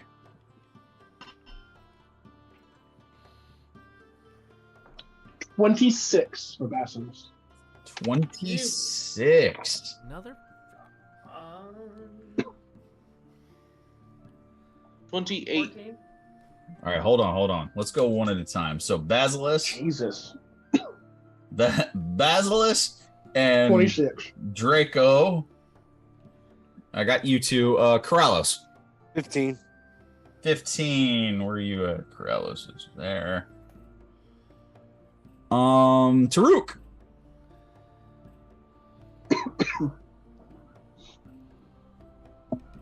You're muted, buddy. What was it again, Tim? Perception check. Okay. Yep. That's a 4. 4. Got you, man. Here come the low rolls. Burned them all with that window escapade. Yep. That's Corrales, It was worth it. Basileus, Draco, Torin. What'd you get? 8. 8. Yep. Put you two together on that one. V. 14. 14. Okay. This is interesting. Okay. Let's start with Taruk and Torin. I would like one of you. You guys can decide. Roll me a d4. Do you want a true? All right, I'll do it. Get All your right, pyramids ready, guys. Yeah, that's a 3. That's a 3. Okay. In the middle of the conversation between well, you guys can't hear it, but the dinner conversation that's had there. You guys, your attention is drawn to a table not too far away from your own, off to the left. And you notice it is a table where Vereen, Hisma, and Ramsey are seated. And they appear to be locked in conversation very deep. And it appears that there's a bit of a handshake between Vereen and Ramsey. And there's apparently a recent familiarity that has been built there just from observing. And you wonder if maybe that has to do with something. I mean, Ramsey's looking a whole lot more well off than he did a few days ago. So that's what you notice.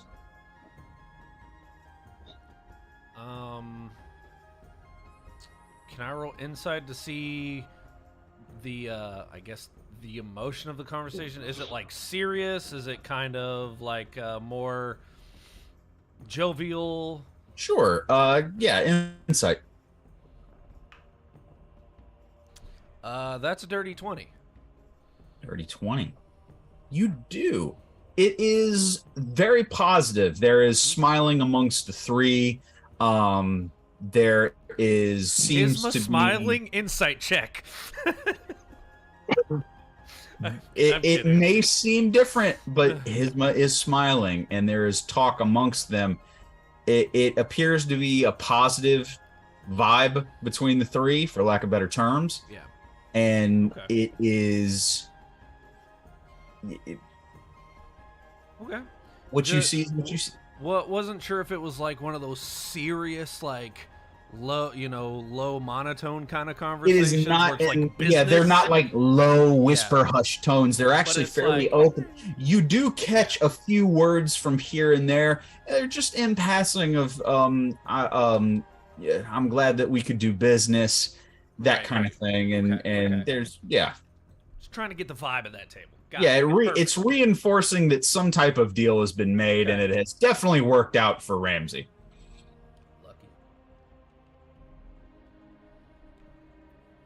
Taruk, do you have anything? But that's what you and Torin notice off to the side.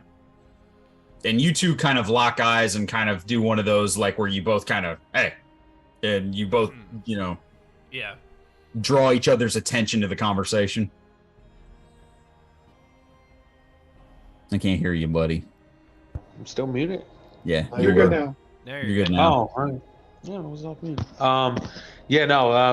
That's what I was gonna do. I was just gonna give like Torin like the head nod, like, hey, and nothing on my end. Okay. V and Corrales. One of you roll a d4. Do it. Sure. 2. Okay. I have a dog that has just joined me. Sorry, I got distracted. Okay. Corrales and V. V, you're in the middle of showing Corrales how to appropriately fold the napkin over the arm, and then how to set it when you start eating. And you're in the middle of showing him etiquette, and you hear the sound of clanking dishes and a few people being almost knocked to the side.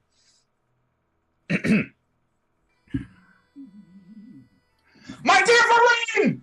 And you just see as Teledor just is rammed right through several tables off to the side.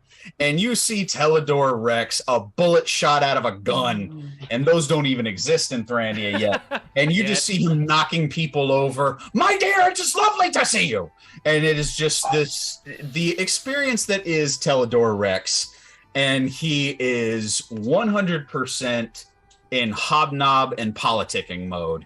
And it's delighted to see you. Madam, my goodness, and you don't even know half the people that he's talking to. You wonder if he does. But it is just that unbridled exuberance and enthusiasm, even if he has no clue who he's talking to. He kind of helps you cross, and she's like, I'm not judging you. I'm simply giving you some pointers. Next to him, we look downright proprietous. He does garner a lot of attention as he walks through, and you see him going up, and you see a few other members of the Hunters Guild that nowhere near the level of where Hisma was, but just rubbing elbows, making contacts. Yes, oh my goodness! Delighted to see you, sir. And indeed, yes, it's just nothing important is being said. It's just Teledor being loud. I was gonna say insight check, just to see if he looks like he's doing anything important. Or Sure, roll insight. Just wondering if there's anything to this guy that I should be paying attention to. That's a nat 20. Nat 20. He is shaking babies and kissing hands. Come here, you little. Exactly what he's doing. He is absolutely just hobnobbing and rubbing elbows with everyone he can. You notice a lot of people are relieved that he lets go of their hand or just relieves them of his presence. Some aren't. Some are still like just stunned of the experience of meeting Teledor. He's a bit much, and the faces vary depending on who it is. He does very aggressively go and make a spot for him with Vereen, Hisma, and Ramsey, and he is fervently shaking Ramsey's hand and just very loudly, I am so glad that we could come to an arrangement. It is so wonderful, and it's exactly what we need if our goals are to be met, sir. And you just see Ramsey kind of, bracing for the impact of Teledor, but also, no, I'm happy. And I'm gonna whisper to Hector, like between sips of wine, just kind of go, Ramsey seems to be making quite the important piece of himself in this newly created reconstruction of Brian's politics. Yeah, not surprised, are you? Not particularly, but that's something to keep an eye on. Yeah. 9 to 10, he's made a deal to sell that boat off. And he just goes back to eating. You're gonna have to get a little more conniving if you want to take a position in this newly formed government of ours.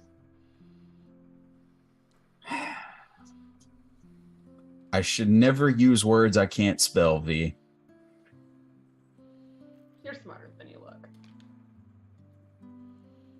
And he kind of winks at you, and he says something that's intelligible to you, but Draco, you and Basilisk pick up on it because it's in Sylvan. And he says, yeah, I'm smarter than I play sometimes. And then goes back to eating. Aw, she's kind of proud of him. Basilisk looks over directly at Hector and V. V smiles at Hector. And Hector warmly smiles at you, Baz. It wasn't a jab or a shot. It was just nobody Your ever friend asked kind of thing. And It is common. It is something that I see in my travels. To underestimate people who are perhaps not what one would consider normal or common. Your friend here is quite wise. And it is wonderful to see.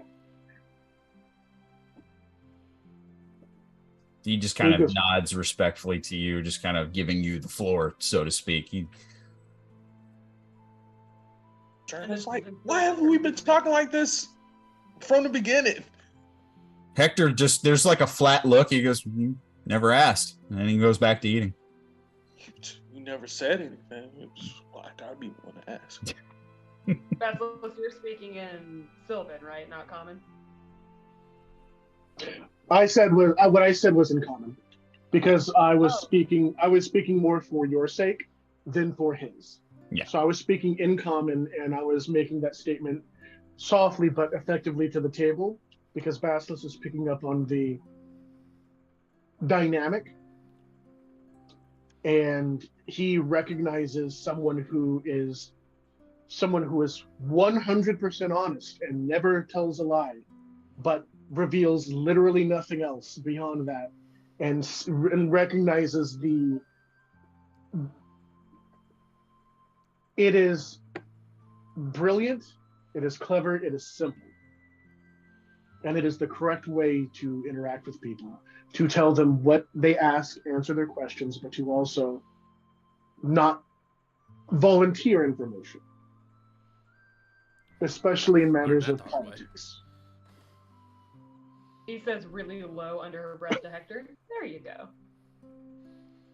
He kind of like a triumphant smirk on his face, which you haven't really seen. Like, once again, this is a bit different for him. Not a side of him, a bit different side of him than what you've seen and what any of you have seen up to this point. And he goes back to eating. Basilisk and Draco. Mm-hmm. Because you guys rolled so high, would one of you like to roll me a d4? Draco, go ahead. Basilisk, you're the new character. Go ahead and roll All right. that beautiful D4.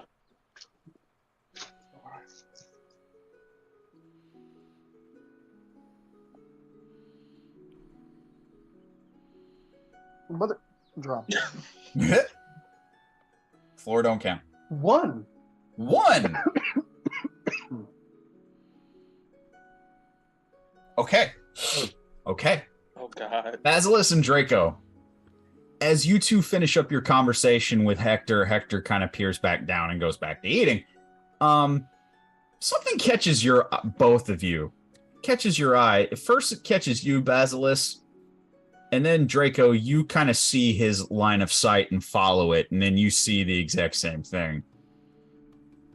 Basilisk, it is across the pavilion. It's a good ways away. But there's a table of cloaked figures. They are eating, but there's whispering among the group. And there is quick head movements and whispering. There appears to be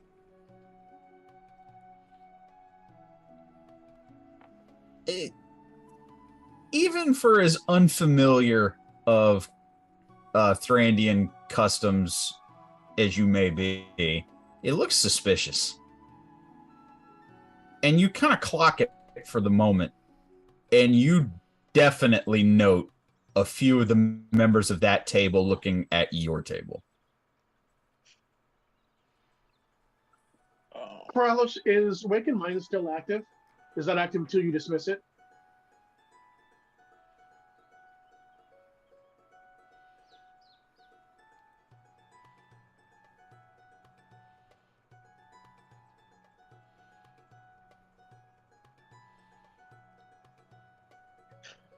Tim, What?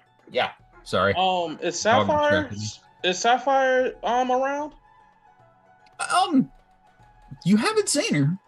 Oh, Doesn't mean she's not here, but you haven't seen her. okay, cool. And I guess I'll discreetly whisper to the table that is some people over there looking, being shifty, just to not just to bring everybody's attention. You also, Draco, clocked that a couple of the members of that table definitely are looking over here. Strange group, Draco. No need to be rude. Say that again. Sorry, go ahead. We're a strange group. It's to be expected. Yeah, but I don't know. It doesn't feel like It was gonna take a deep breath and look at Draco and then look at V and go, "You're being seen as prey. Is this normal?" kind of. Prey is a strong word. Prey is kind of on the money. Target is a better one. Someone is always after us, be it a person or monster, what have you. I guess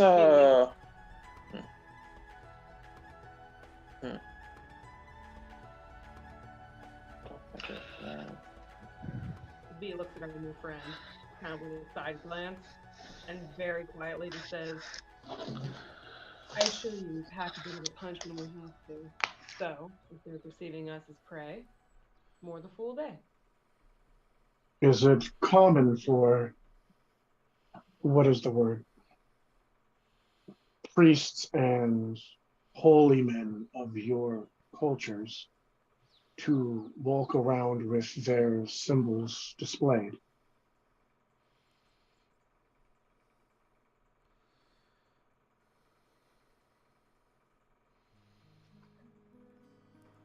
Only the ones with nothing to hide.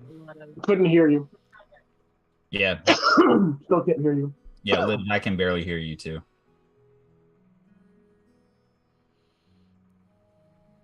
Better?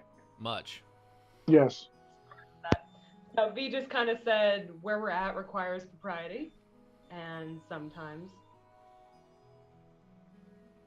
it can be normal, sometimes it's not. It's worth paying attention to, but not acting on unless we have to.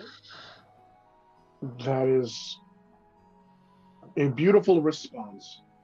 I'll look over to Torin. Is it common for those in these lands, in these places, to have their symbols of faith visible? Only if they've got nothing to hide. Understood.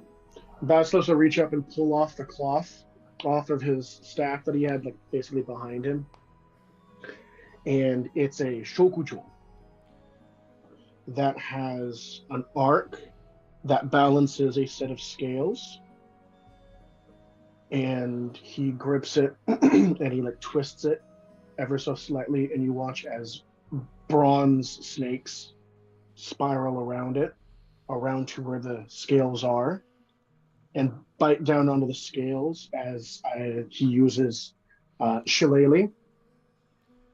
Leaves it where it is behind him, but it is now a wrapped. It's a much bigger, more imposing Hanabo style weapon than it was. And as he does so, he is going to look around. Is there a way for Basilisk to make a check to try to judge the likelihood of being attacked in the immediate future? Insight. Is it possible I can give him a help action? Can I insight to see if he's paranoid? Like to see if he's this paranoid? Okay. V, roll an insight. What are you trying to do, Draco? I was just trying to give Basilisk a help action because I was kind of trying to scope out their motives if that was possible. Sure. Okay, I'll give you advantage on it. Go ahead. Oh, okay. So that is going to be, that's a bad roll, 19. 19. The 12, 23 insight to see how if I notice he's being paranoid. I don't think, and Basilisk, you can speak for yourself on this as well. Is it concern? Legitimate concern? Paranoia? What are you feeling in that moment? Basilisk is acting as a representative for people that he knows are generally hunted down and murdered on sight in these places. He is sitting at a table with a bunch of people who are, if he is not the target, then they are the target. And given what he knows about how bloody and how corpse-riddled any interactions with these people always end up being for him and people like him, he is fully aware. He is operating in a perpetual state of, as long as I am able to maintain this facade and this propriety, everything should be fine and there should be zero issues. If there are any issues, it has a distinct chance of immediately escalating to people attempting to murder me. And because of that, he is walking a relatively wide step with a very long drop. Okay. Yeah. Okay. In that moment, Basilisk, with that, they are looking over here far too frequently for it to be a coincidence. And you notice after a few moments, they've clocked you noticing them, and that table disperses, and they all go in separate directions, and they just disappear in the crowd. How many were sitting at the table, Tim? Yeah, I was just about to ask that, Tim. The ones that you noticed at the table, 5. And is it possible that when they disperse, I can keep my eye on at least one?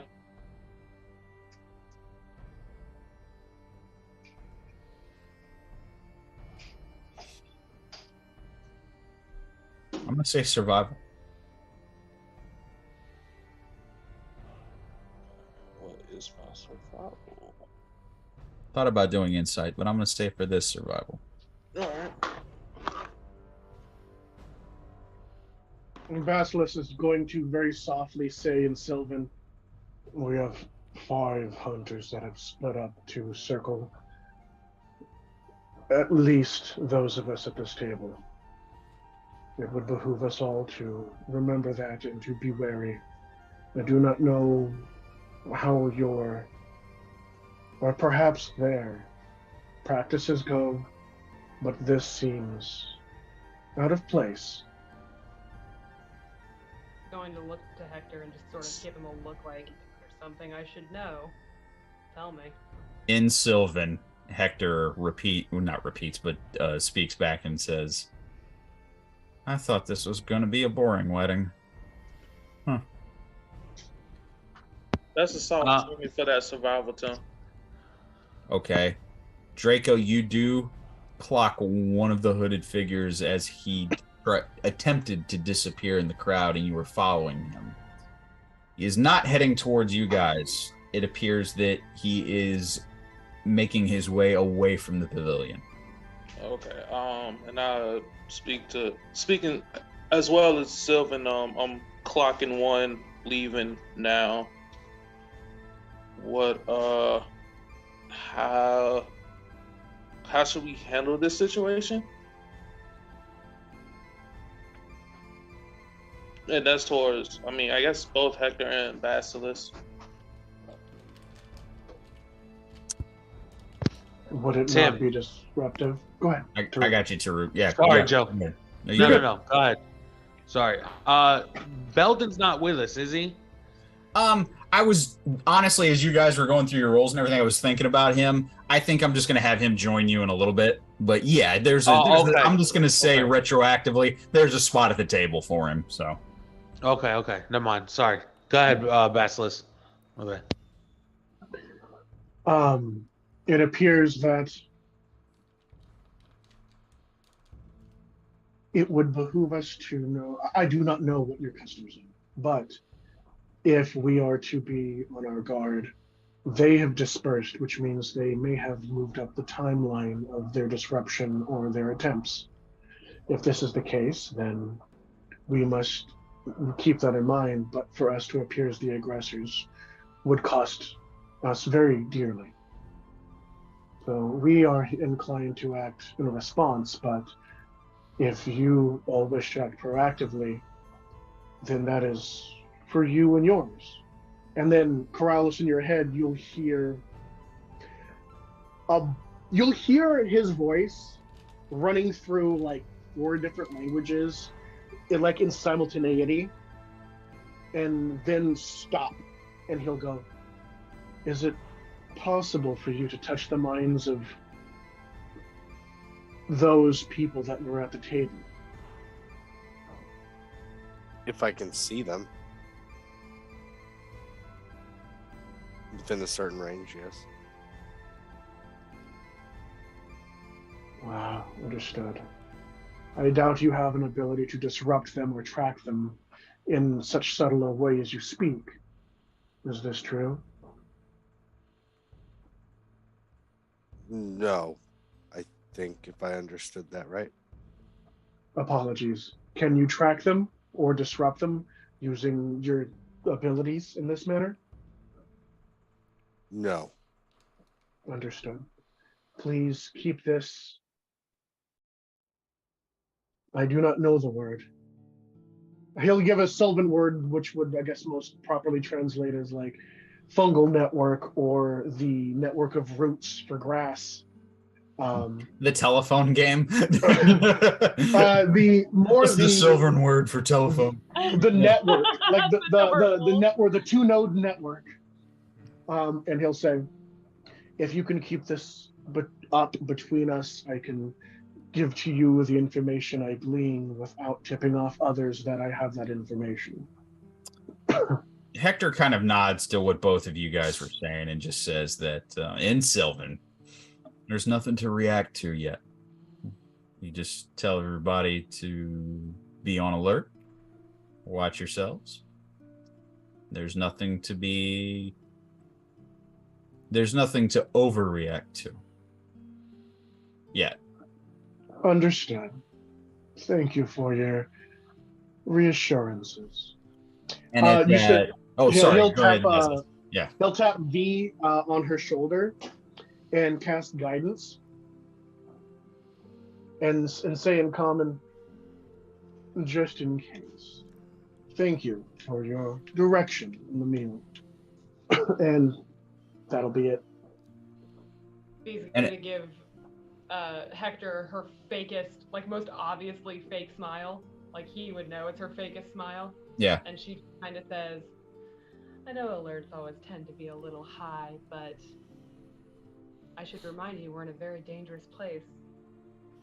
If there's something that needs to be made a problem of, I'm sure we'll know it when we see it. He kind of just whispering to you, kind of low, very low. He says, there's some people eyeballing us. Nothing to react to yet. We'll just stay alert. She laughs fakely at what he was saying, like he just told her a joke. Torrin is gonna look at Hector, and he's gonna say in Elven, just tell me when to start swinging. In Elven, because Hector speaks it, he speaks back to you and just says, we got some people eyeballing us. Nothing to react to yet, but just stay alert. Just let me know. And Torrin go right back to his food.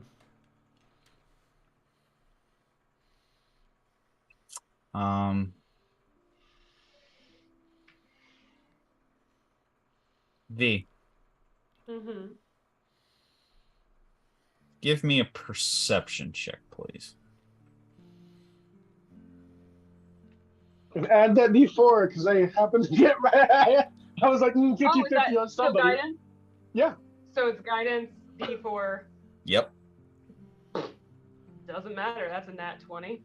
Oh, add it anyway. 27, 29. Jesus Christ. Yeah. You gave me guidance. Yeah. My rolls tonight are either crap or amazing.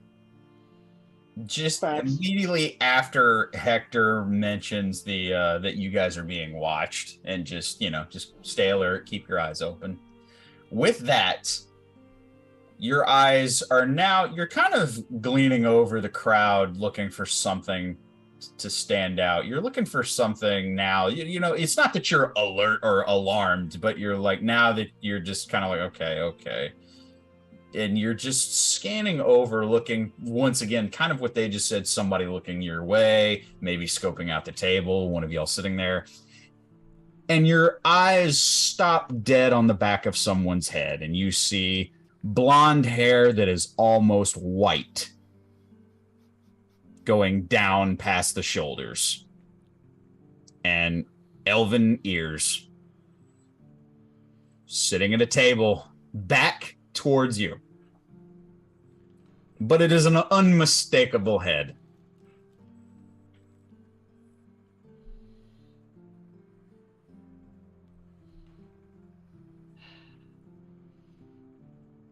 Is she's just sitting at a table? She's sitting at a table.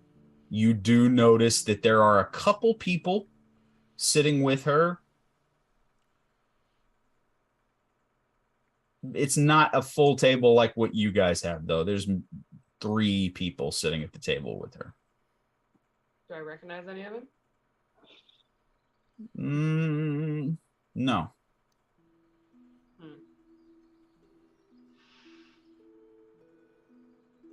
I'm going to keep a very close eye on her. And I'm going to ask the waiter to send her over a special wine. Just from a friend. Easy enough to do. Do you I assume you follow the waiter as he goes over to the table? What you see is she gets paranoid. I want to see what she does. You do see her profile as she turns to address the waiter, and you do see it is Teodora. And she smiles warmly at the waiter. You see her nod, say a few things to him, and he kind of politely bows and leaves the bottle of wine there. And she just kind of warms in, kind of motions, and he pours a glass for her. And she, from what you can gather from this far away, thanks him. And you see him start to make his way back. Makes it, and in the time it takes all the way back to you, and you see as he politely bows to you and says, the lady sends her warmest regards and thanks for this bottle of wine, and said that you have a free invitation to come join her at your leisure. Perfect. He walks Much off. appreciated.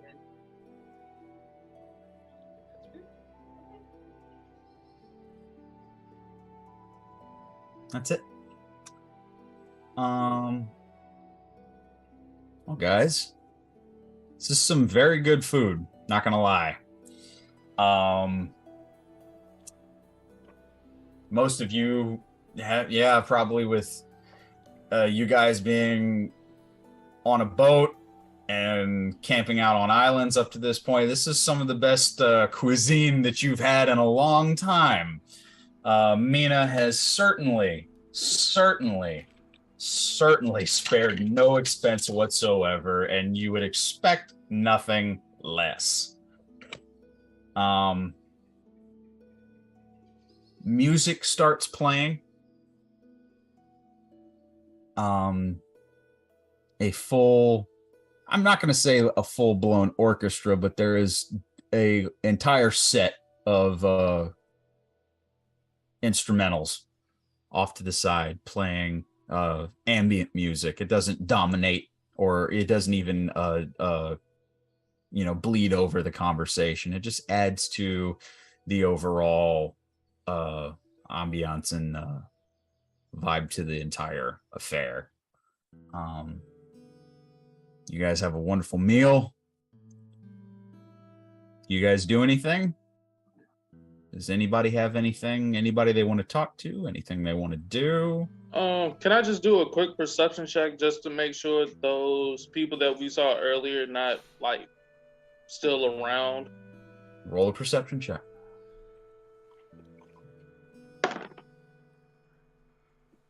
13 plus 12 for 25. 25. Amidst the crowd, you do find the one that you were clocking before. Appears to be a female Goliath, bald, with a face tattoo that covers up half of her head. And now that you have a better look at her, it's not hard to follow that person. There's only so many Goliaths at the party, at the wedding.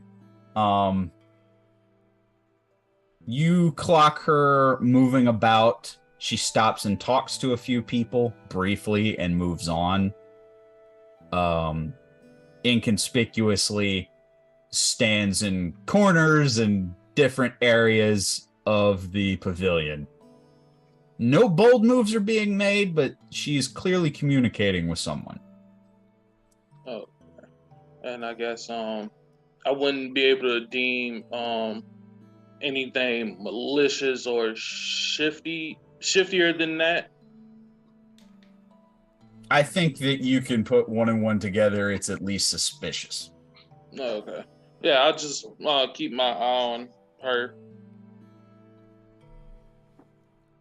Okay. Question. Yes.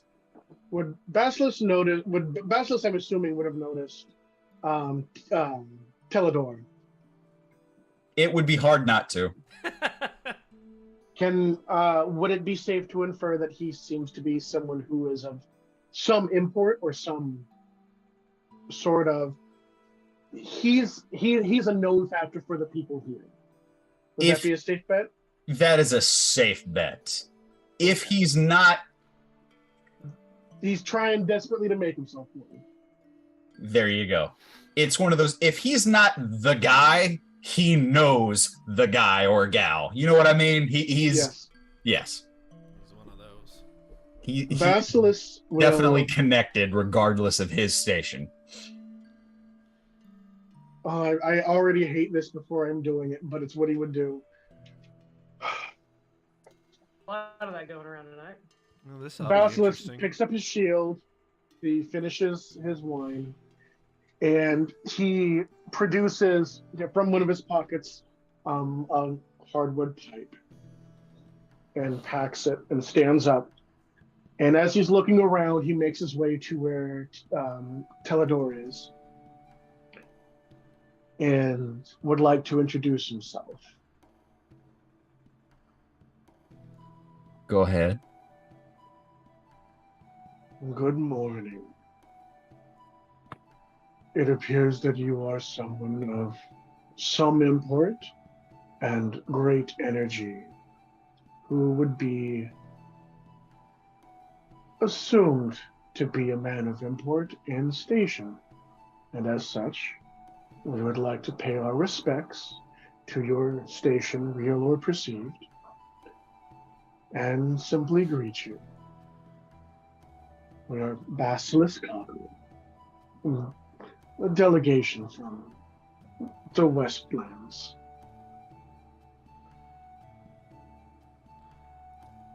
Okay. Torin, seeing him walk over to Teledor, is just leaning forward going, oh, this is gonna be good. There is Poor man. a brief pause, and you see as this rather, I mean, he's, for a human, decent size, about 6'2",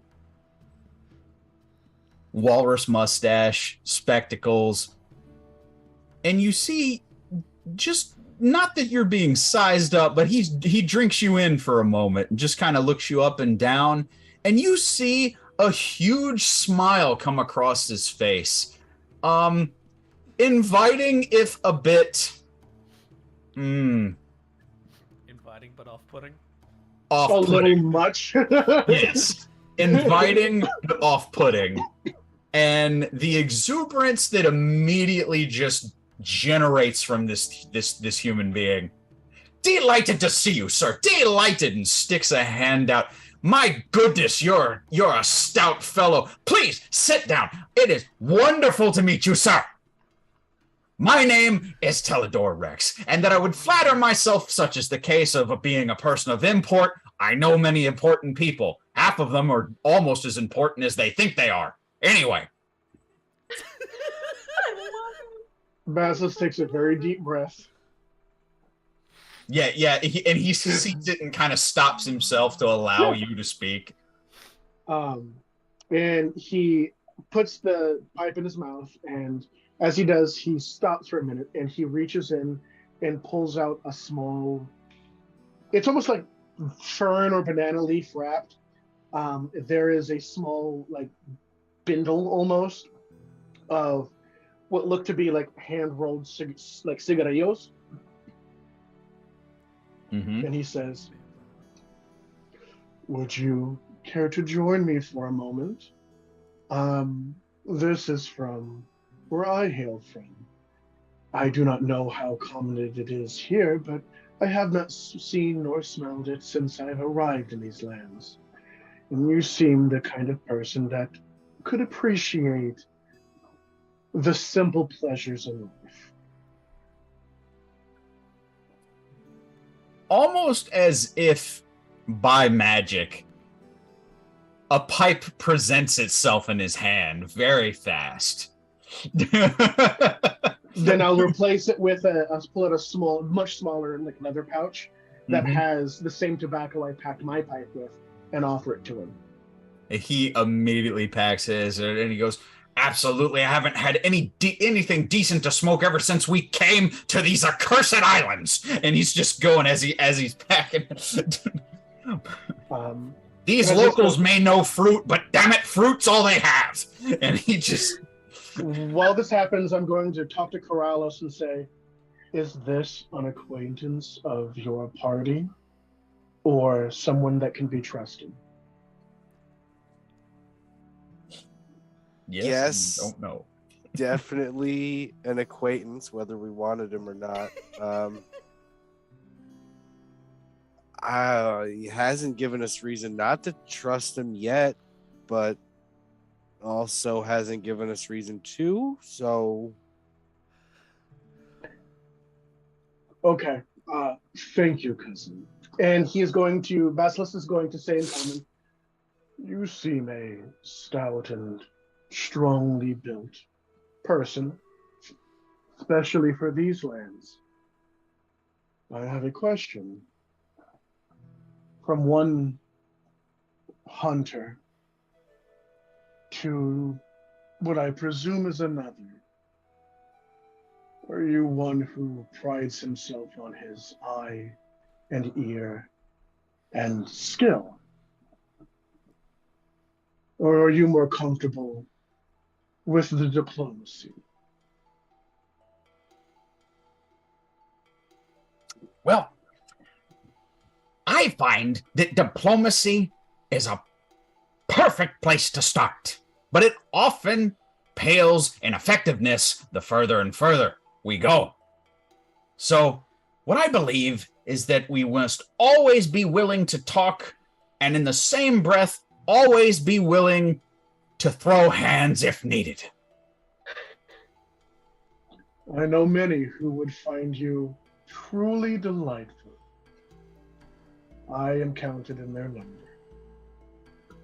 And I'll take a puff off my pipe, and I'll lean in. And I'm assuming he's like 6-ish feet tall. Yeah. And I'll lean in and put a hand on his shoulder, and I will say to him very softly, there are at least 5 in the crowd currently, cloaked, ominous, predatory. I do not know what they are trying to do. They seem hostile to those who I was seated with. But if they are hostile to more than that, it may cause issue. It is in our best interest for everything to go smoothly so that we can accomplish our business here. But we are more than willing to aid should something untoward happen.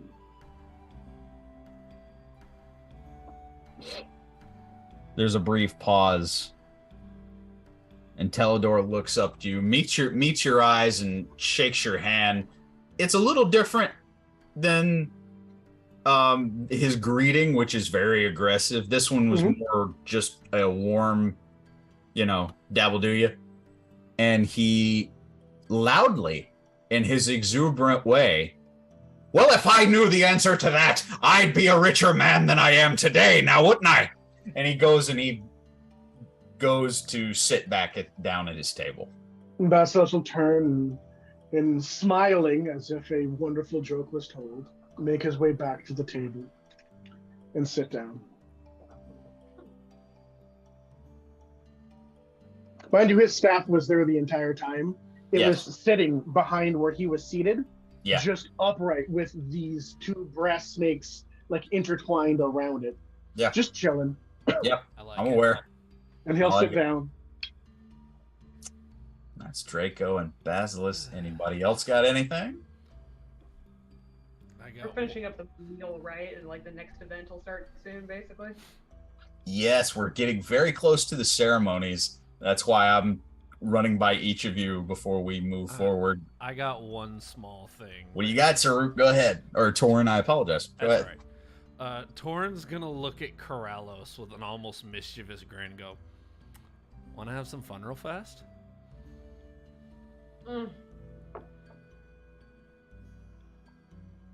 Yeah, but what?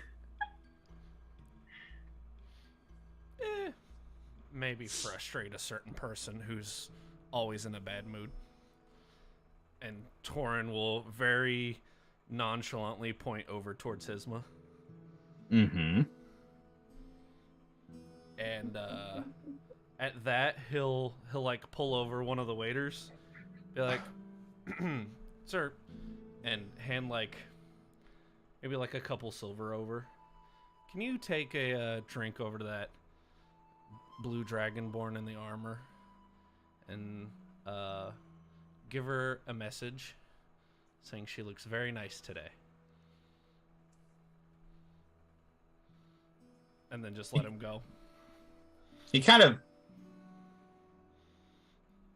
there's a nod of a that's it, kind of a okay, as you wish. And he goes off to the table where the council members are to relay your message. Torin's gonna sit back to watch the response.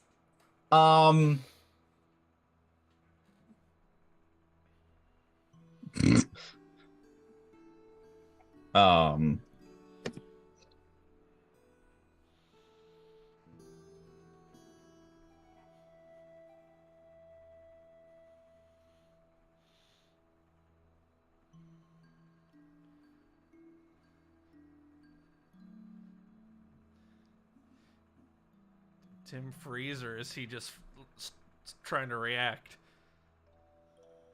I think he's frozen. I think he wasn't froze certain out. the whole Damn. He looks time. frozen. He Damn, looks frozen. I stunned Hisma so bad that Tim froze. He's back. There he is. There he is. Ah! Oh, bless you. Hey, there he is. Yeah, that was weird. Very strange. Jesus, my love, was that you sneezing? Sure. Oh my goodness, who'd we lose? Well, audio's no better. Uh-oh. Okay. Tim temporarily disconnected, but he's back. Yeah. Oh, Your message is delivered. And there's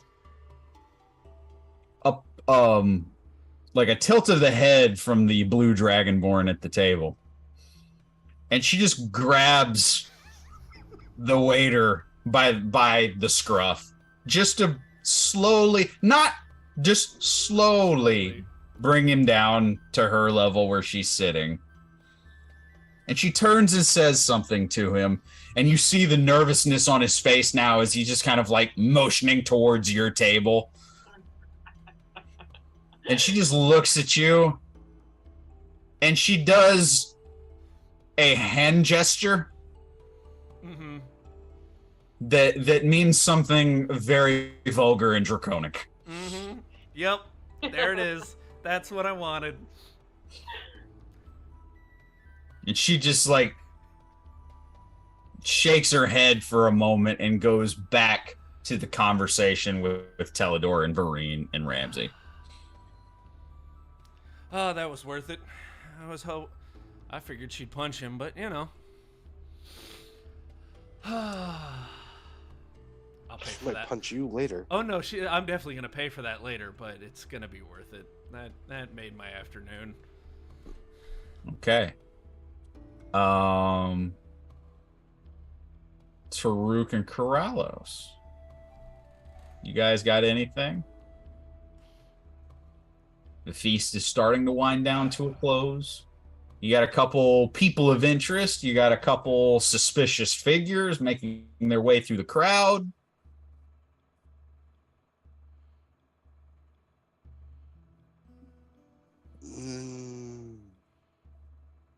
You want to go first, Corrales? Or how long has it been since like we got here till now? A good hour.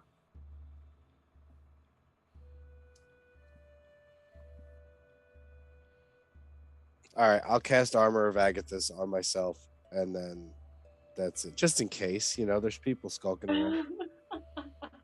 Okay.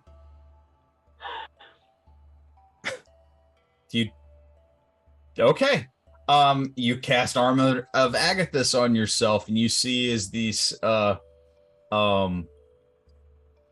arcane energy coalesces on forms this outer shell armor to the formal wear that Corrales has on.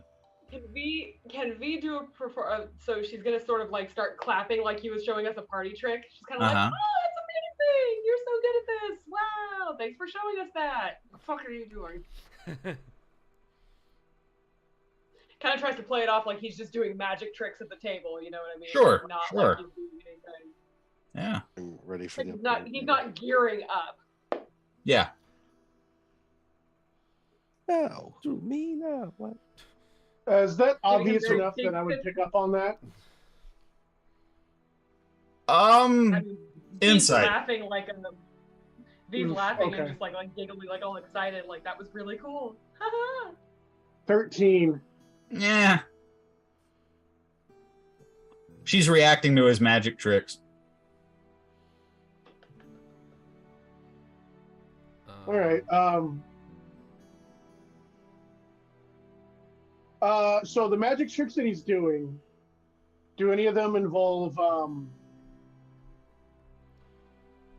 are any of them audio based, or are they all just like visual? Is it more like out of game I understand the situation, but in game, does Basilisk see it more as like visual spectacle? Yeah, because all he did was do armor of Agathis right now. All right. Then Basilisk will over the link will say, this seems to be an interesting post-meal recreation. I will aid you. And we'll use thaumaturgy to create the sound of winter birds over a frozen lake, fluttering and flying because it's an ice spell. Mm-hmm. And then I assume there are candles at the table as well. There are. I'll change the. I believe I can do so. Let me double check. Yes, I can. I'll change the color of the flames to like scintillating colors of like frost.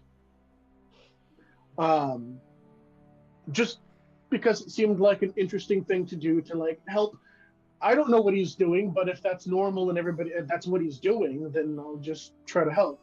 Because so far at this table, I know that there's 3 people that I can speak with, and there are 2 people that I can readily trust to a greater degree. And so I want to kind of help those people out as much as I can. Sure. Okay. Taru?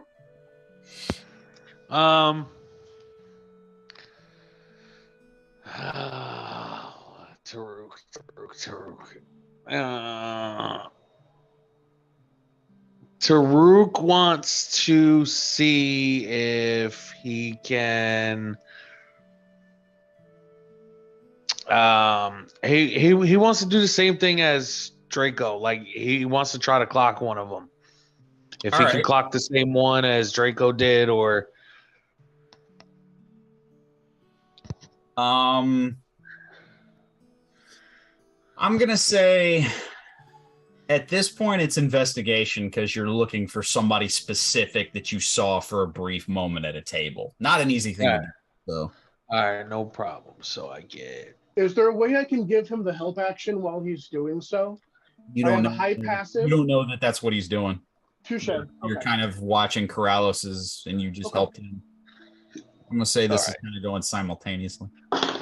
All right. Ooh, perfect. All right. So 14 plus, intelligence, plus I get a +2. So that's an 18 total. 18 total. It takes you a few minutes, but you do find a separate one. It is still a cloaked figure. They are in formal wear. These aren't like, hey, look at the shady people in black robes. Not like that, but it is a cloaked figure. This one being a light blue skinned elf, half elf. Don't know if you've ever met one like this before. Light blue skin, half elf. And where are they?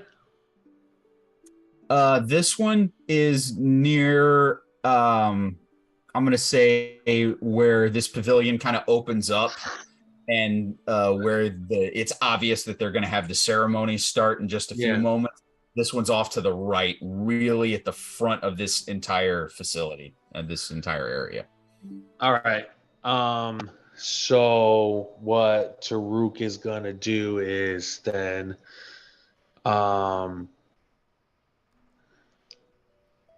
Taruk is going to kind of like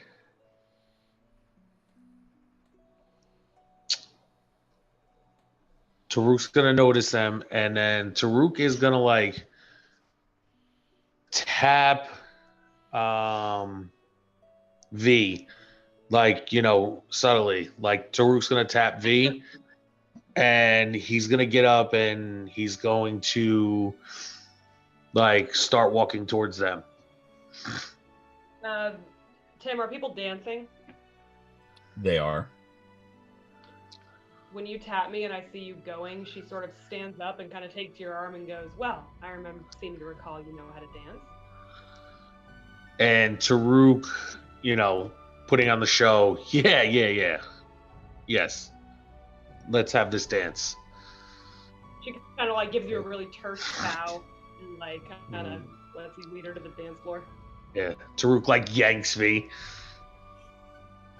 She sort of like matches the yank so that it's not like, huh. She sort of like gracefully does it like, oh, okay, that's how you want to be. And she like spins into it. Mm-hmm. Yeah. And then we start, we'll start dancing and kind of in the way like we're making our way towards them, you know? She sort of whispers just so you can hear. She's just sort of like, well, you need to make that extremely obvious. And Taruk just chuckles at V. Mm-hmm. And he says, why don't you lead? Fine. Jerks your 8-foot-tall person into position. Taruk is there and he's just taking this all in and he's just laughing. So do you want to tell me what this is about? Taruk spins her out, dips her real quick, brings her in, goes, and it's like a real rough pull in too, because you know Taruk still is, you know, he's like that. He's like, well, so turd. She's so turd. Like every time she meets it just gets more like she like kind of like jerks, but makes it like a real aggressive move. Yeah. Like we're sitting there just matching it, and tango. It's very tango. What's happening? Yes, tango-ish. Like Taruk starts with the snaps, and every time he like pulls her in, it's like one thing at a time. It's like, do you see that blue skin half elf? You know, corner, and then like he just locks her in real quick, and they're twisting their feet, tangling. He was like in the corner with the hood on, very suspicious. And then, you know, roll me a perception check, but it's at disadvantage. Considering he's jerking her around. Yeah. That's going to be at disadvantage. 16. It's tough to clock them. Because you are in the middle of dancing. It is definitely difficult to point out one, even somebody who has light blue skin in the middle of this many people. He's going to play it off like she did see who he's talking about. She doesn't quite take him seriously right now, but she doesn't want to like say no. So she kind of plays it off like she sees him. Sure. Okay. We're in a very dangerous place, I thought I mentioned. There's going to be a lot of curious looking people. Well, yeah, and Taruk has me, and he's like, we have to get a closer look. And then Taruk kind of like spins V around and kind of like picks her up like she's like posing in the air. And Taruk like whisks like closer into that direction. Over here. Yeah, over here. Yeah, like that. So is it a straight roll this time? or what are we working with here? I'm gonna say with all of that work, Taruk, let's make this a performance check for you. All right. No problem. All right. Oh, all right. That's good. So that is a 17 plus 1, 18. 18. So it really does for the first time. It's almost like, okay, this has to work no matter how angry we are at each other. Spin, lift, and he lifts you up, and you now do straight perception. Okay. That is a 15. 15. 22. Yes, there you go. You do, in fact. You see a light blue skinned half elf? Question mark? Not quite too sure. Possibly an elf. It's difficult to tell.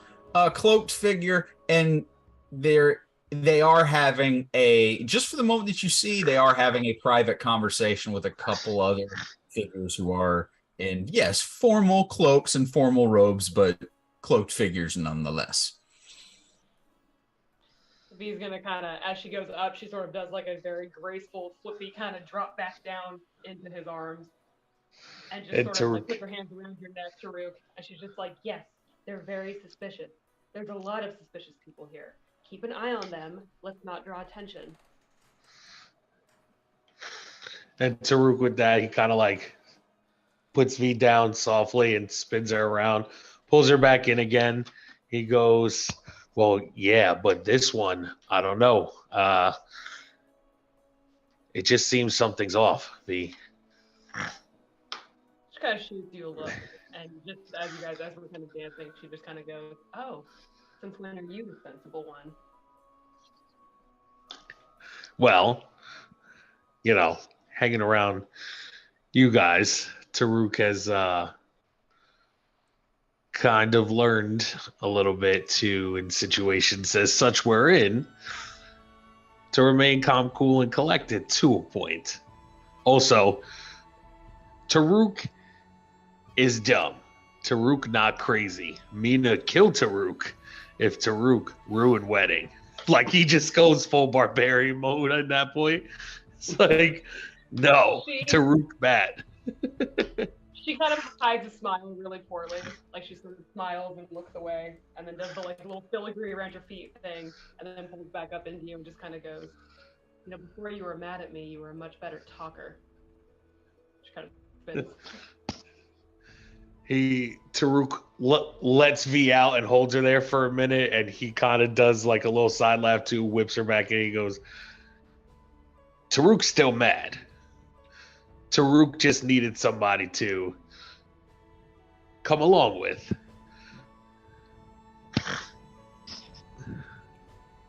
Well, glad I could help.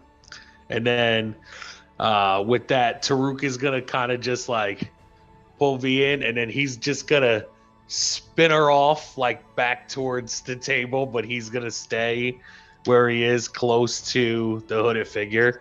And he's just going to kind of find a spot to like lean up and like catch breath, quote unquote, and just hang there. And he's just going to hang there. Yep, V will kind of make her lonely way back to the table, kind of playing off like, and going back to the table. And then she sort of like kind of, as she sees that you're pushing her back towards the table, she's like, and sort of like glides back over to kind of like thank you for the dance, and just goes, I think someone better keep an eye on you. And Taruk takes her hand and he bows in obligement, and then kind of just like brushes her off. She kind of takes some glasses and hands you one, and kind of right there. It is in that moment, I will say, what is Taruk, your passive perception? I don't think we did passive perception, Tim. We didn't do one? Okay. Just roll me work for you. Just straight perception? Yeah. All right. I forgot that. All right, nope. That is a. What is that perception? You know what? This one I'm gonna use that inspiration. It was a D6, Tim, right? Yeah. Okay. So, all right. That makes it it's 12, 14, 17. You do keep an eye on those robed figures. It seems that they are keeping their distance. You know by this point that they are watching you. Just by like quick side glances and then back to speaking with each other. But they're keeping their distance, and eventually they back off and head back further in the pavilion. Okay. It is in that moment that you feel somebody grab you by your wrist and spin you around. Who is this? And you see in a sherbet little Bo Peep dress. In a sherbet little Bo Peep dress, you see Nat. Do you still keep poison on you? I want to take some right now if I have to spend another minute in this dress. She smiles at Nat and sort of pulls her in around the shoulders and just goes, "Oh dear, I don't have any for you right now." Please, I know you've got some lipstick in there. And she's like looking at your like your cleavage. She's like, "You've got lipstick in there, don't you?" It's all just for show right now.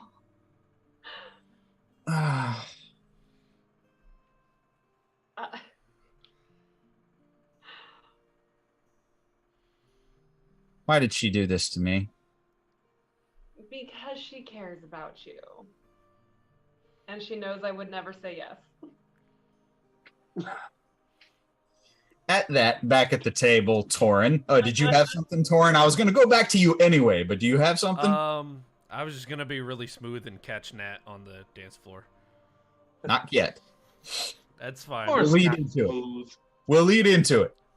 At that, you're just finishing up eating, and Hector leans over to you and he goes, "So, you're going to invite me to yours, right?" If I survived that long, I would assume you would be part of it. Good to know. Don't do wedding food, man. Do this. Have like actual food. You think I'm gonna skimp on food? I don't believe you would, but just so it just needs to be said. Of course. Understandable.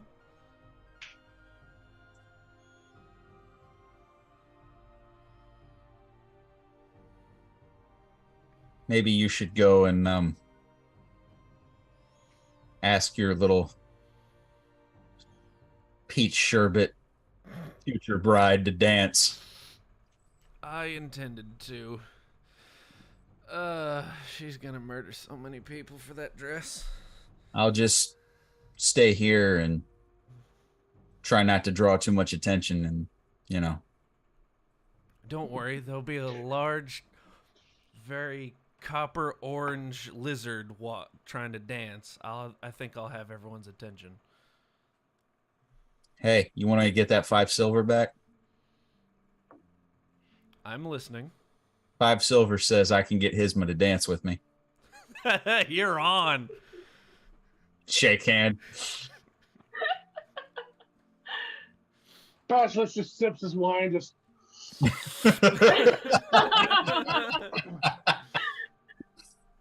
I love it, guys. Torin, not long, and I'll say V, not long after the pleading and the just, please save me from this entire thing. I hate it all. Experience that is Natil Starrag at you see Torin come up, and you're not sure if it's to save her or you. V gives her one of those like cheek to cheek, not lip kisses, and just like, mwah, have fun, dear.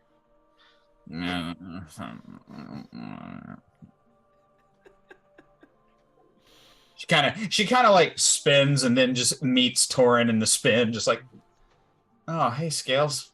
Hi. You look enthused. Don't say it. I didn't say a word. If you ever want to have dragonlings ever in your life, don't say a word about my dress. I didn't say anything, Nat. And just so you know that I'm not kidding, she grabs your hand and places it directly on like her hip. Mm-hmm. And you feel a handle underneath the dress. She goes, clearly the handle of her short sword. Right. And Torin gets a little bit of a firm grasp on it. I knew I loved you. now dance with me and make me forget about this monstrosity I'm being forced to wear against my will. Don't worry. We'll drink enough ale tonight to completely forget that you ever had to wear this damn thing. I'm holding you to that. And she immediately starts dancing with you. Via Taruk, you do see this. You are paying attention to the cloaked figures, but you are kind of like multitasking, and you just kind of cool moment. Corellos. In your head, you hear the voice of Shroud.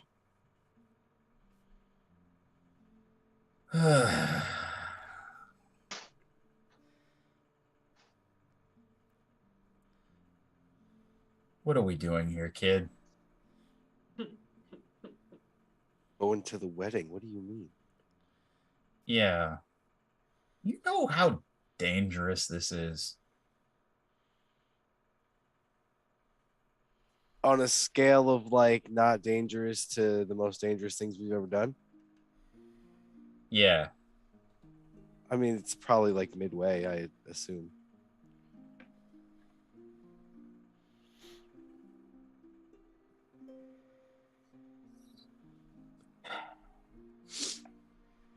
Just watch your back, kid.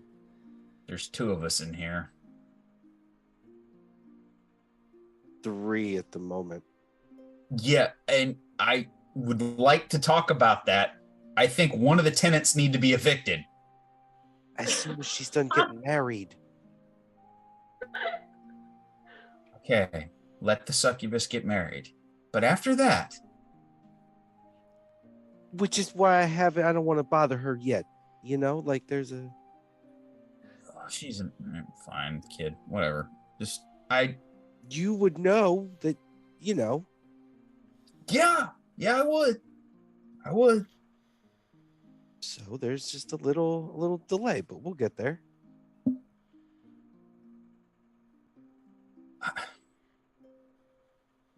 Let's just be careful. That's all I'm saying. Listen, I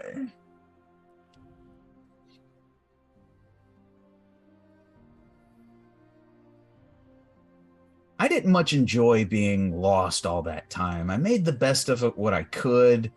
I'm unfortunately a magical leech at this point, so I kind of had to survive, but I kind of prefer it in here. There was more room here last time. I had to make choices. Yeah, so did I. I'm just saying. Well, I mean, possibly tomorrow there'll be all the room you want. Great. I do have to ask though, the scales on the old guy, was that you? You mean the half elf, the shroud bearer before? Yes. In the moment, he says, Yeah, I told you there could be side effects.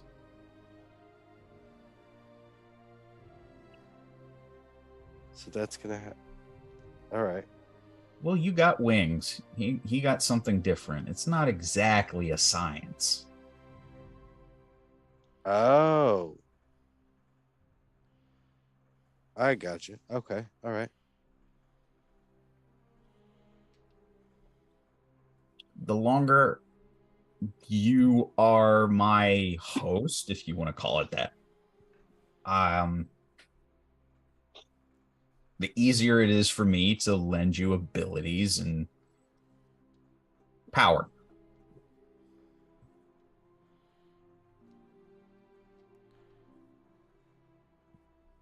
Might manifest in different ways for whoever's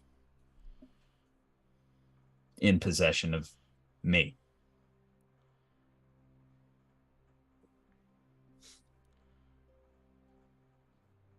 I think I understand.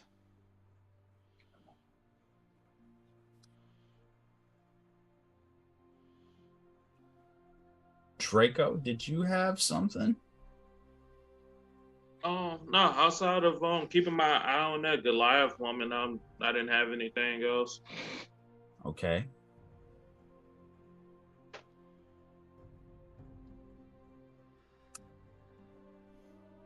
We're gonna come to a place here. A couple things. You guys are now on very high alert, and you are trying to stay on to these cloaked figures in the pavilion. No bold moves have been made. Nobody has come up. No one has directly confronted you, but they seem to be staying on the periphery. They seem to be not engaging, but they are definitely watching.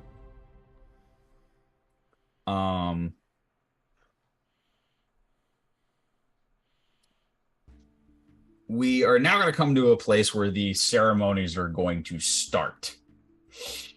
And the first thing, all of you, I assume, because the floor to the pavilion where you guys were dancing and all of that, it's going to be cleared. And you guys are kind of directed back to your seating arrangements at the tables. And the first ceremony is laid out. V, and I honestly don't know if Torn would know this. Of everybody who's here, I know V would. I think Hector may. Actually, Hector may not. I'm trying to think of who would know. Because all of you come from different backgrounds. I think the only one that may know for sure that this is a tradition is V. I'm the only one who I think is like born. Yeah, and raised in Draco's a druid. Yeah, no. This was because all of you. Yeah, okay, this is fun. So V, you know for a fact some of the traditions that come when a bride prepares to get married in Thrandia. One of the things that you know for a fact is there is a bathing ritual. It's nothing elaborate, but there's a heavy symbolism with the bride bathing before the vows and the actual wedding ceremony takes place. The bathing is supposed to represent purification and fertility.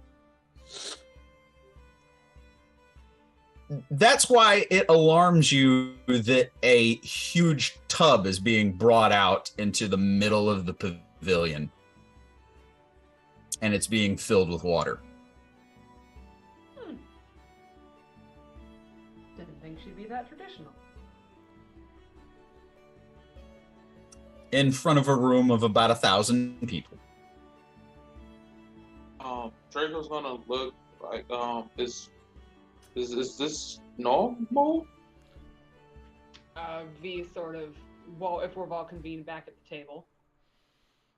You are.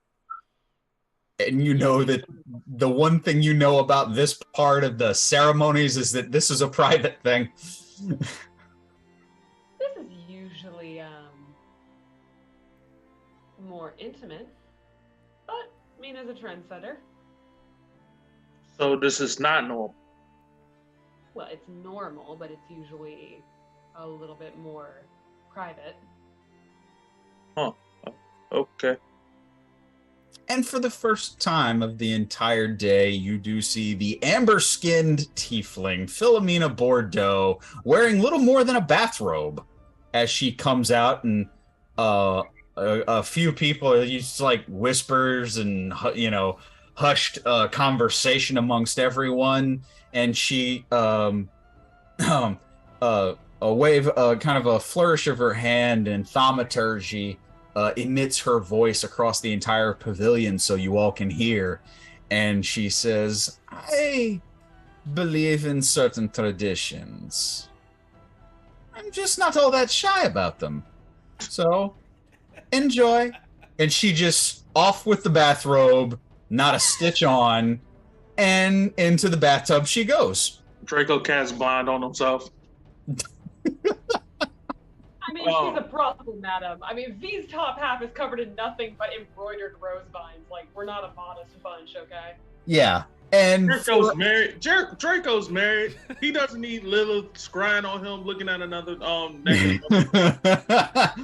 And the interesting part about all of this is the immediate reaction of most couples in the crowd, as there's definite immediate reaction and sometimes aggressive conversation about what is happening. And Mina soaks in the moment completely, not to be vulgar, but just to be Mina. And after a for all intents and purposes, a token bathing ceremony takes place, she immediately, using her own magical means, dons her wedding dress. And once she's dried off, you see the dress itself coalesce, and what you see is different from the color of most Thrandian brides' dresses, which, as you know, V, would usually be red.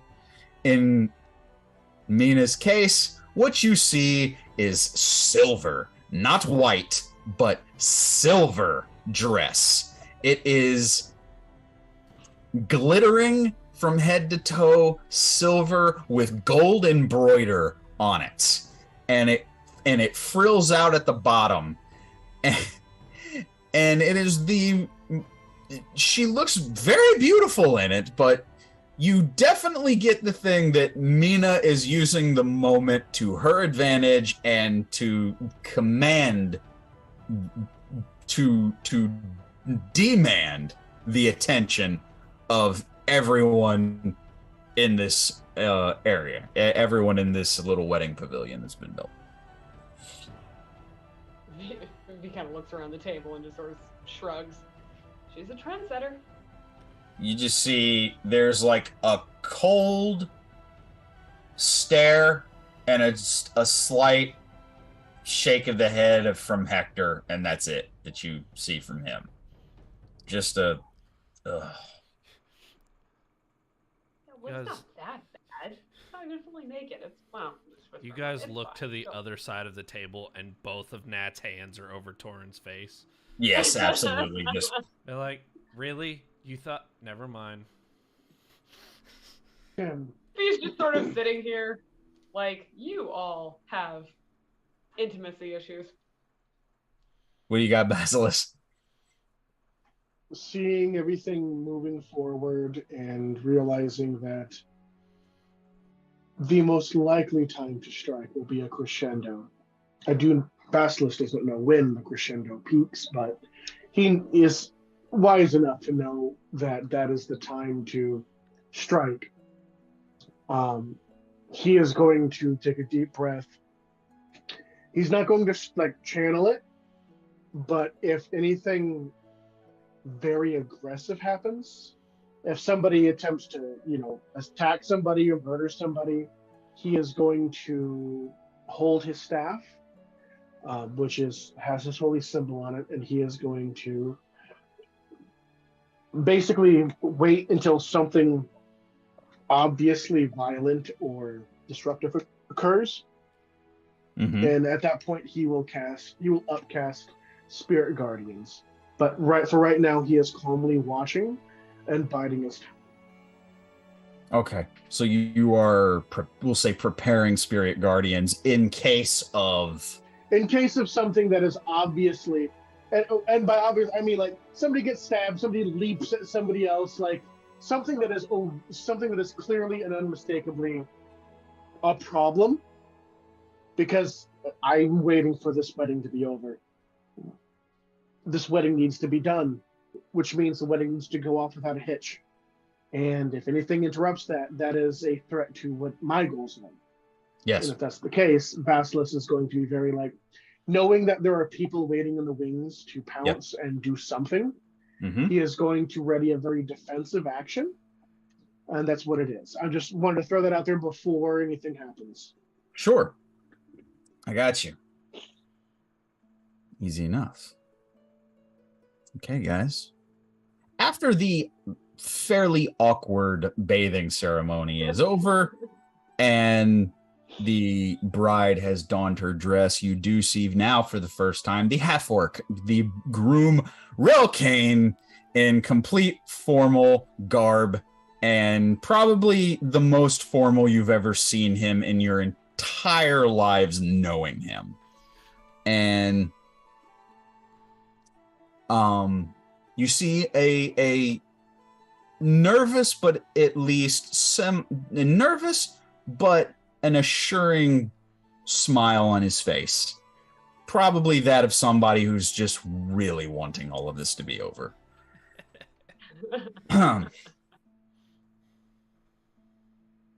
I'm going to need a couple things from a couple people. Taruk. V. Draco. All three of you roll me perception checks, please. And as you guys are rolling, don't just yell them out yet. Just keep them on you for a second. As you guys are rolling, you notice as a halfling cleric comes up and stands at the same place that you would expect a master of ceremony to, and that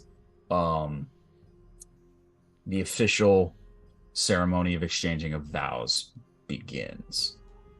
And after some basic introductions as far as families and certain formalities are covered, they get to the vows. And Rell starts.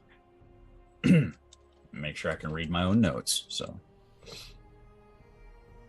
I, Relanac Kaine, I vow to love, honor, and cherish you for as long as we both shall live.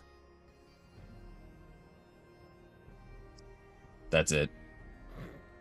Yep, that's on brand. And you see as this halfling cleric just kind of nods and immediately turns to Mina and says, and you, bride, and she kind of taking her time in the moment, taking it in, relishing it. I, Briseis Philomina Bordeaux, the enchantress, vow to devote myself to love, honor, and cherish him who I bestow my undying love. In life or death, in torrential seas or clear skies above, may our fates be forever linked for as long as we both shall be. There's a moment, and the candles flicker at every table in the entire pavilion. Now, Taruk, what was that perception check, buddy?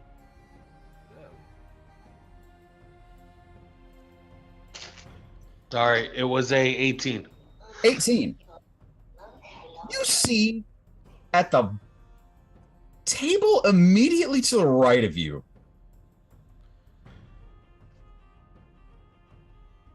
tiny hand comes up from under the cloth of the table. You see it reach around a bit and then finds the coin purse of somebody sitting at the table and disappears. You eh?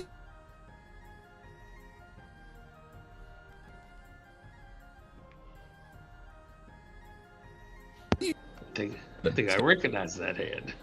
I take it back. There we go. Yep. There you go. You really focus on that people. And given a few more moments, another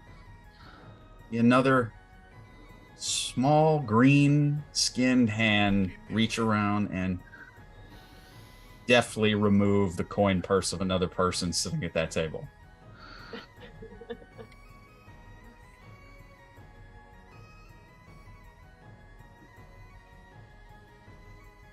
You wait long enough, there's yet another. No one notices.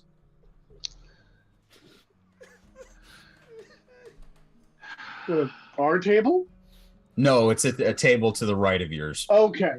It's just within easy. It's within line of sight of Taruk. Yeah, got it. Taruk's gonna look at Corrales, and Taruk is gonna kind of like lightly like point to his head to like tell Corrales do the mind thing. I will use Awaken Minds. Good. Mm-hmm. And Taruk is just staying really still, but in his mind he's freaking out. He's like, Corrales, shriek, table to the right, stealing coin purses. Don't make it obvious. All right. How do you know it's Shriek? I see the little shit's hand. So you're I know either that being hand from specious anywhere. Or No. I know that hand from anywhere. Trust me. so why not be okay? Do I see him? Can I see him? Or can I see what Taruk is looking at, I guess? Roll a perception. Oh shit, 18? That's 19 total. Yeah, you do. You see it, and this time you wait and just stare at the table like down. And it is kind of strange because some of the people at the table are kind of looking at you and then look back because you're basically staring at their feet. And but you do see where another instance, you see this tiny green hand come up and take a coin purse undetected by anybody sitting at the table. So I'm gonna. yeah, what do you want to do, Taruk? I mean, if I get up and I snatch him, it's gonna ruin everything, and then I'm gonna die. If we keep letting him snatch things, everybody's gonna be broke, and then I'm probably gonna die because I seen him. So, can This you is do all this? happening in the middle of Mina's vow. So I think we just gotta. I don't know. I guess we just gotta let him snatch it up, or we gotta try to get him to come over here. Can you talk to him like this, or do you have to like directly see him? I need to see him. Oh, I got it.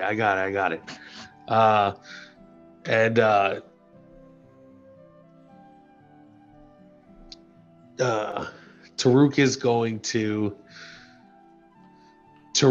going to like take like a couple pieces of gold coins out of his like fur pocket, Mm-hmm. and he's just gonna like place them like on the ground like close to his chair. Yeah. And just in kind of the hopes that like Shriek sees it and like makes his way over here. You know? I'm gonna be like, and then I'm gonna say to Corrallo, still Are you talking trying to away from Hansel and Gretel this goblin? I mean, yeah, pretty much. Like that's what I'm gonna do. Little And pieces so- of candy. Yes, yes. Ooh, piece of gold. Yes. Ooh, piece Ooh, of gold. piece of gold. Ooh, Ooh, piece of gold. Yes, that's what I want to do. And then, and I'm gonna say to Corrales that I laid the trap, and I want Corrales to pay attention to see if he comes over, and then. Okay. As you're doing this, Draco, what did you get on that perception check? A nat 20 for 32. Good Lord and peas. All right. All right. Chef's kiss. Sure. Of course you did. Why wouldn't you?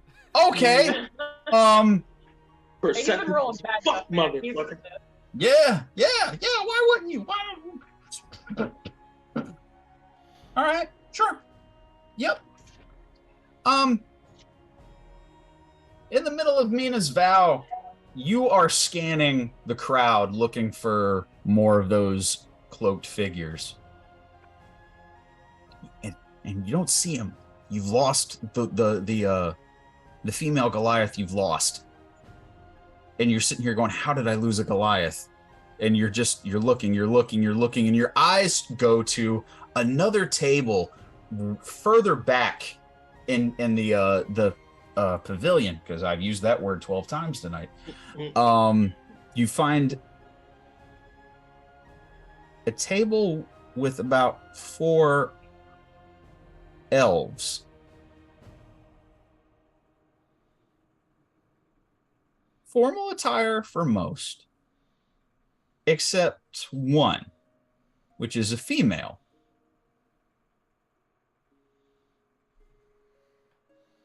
Dark raven hair that falls down past the shoulders.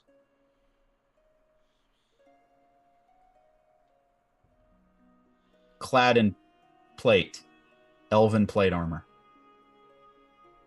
And you catch the profile of this person, and as they look back, and you catch a decent view of their face.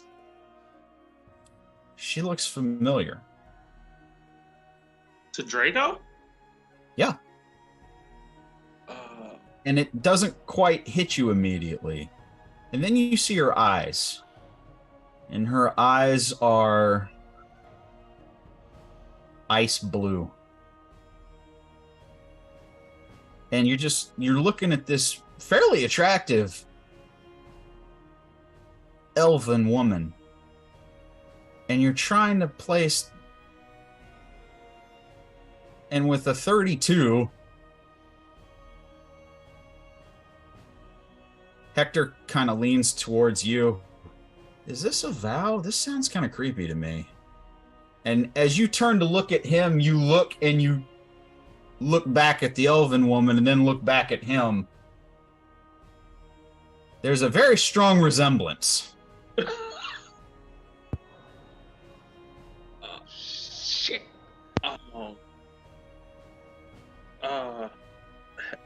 Hector,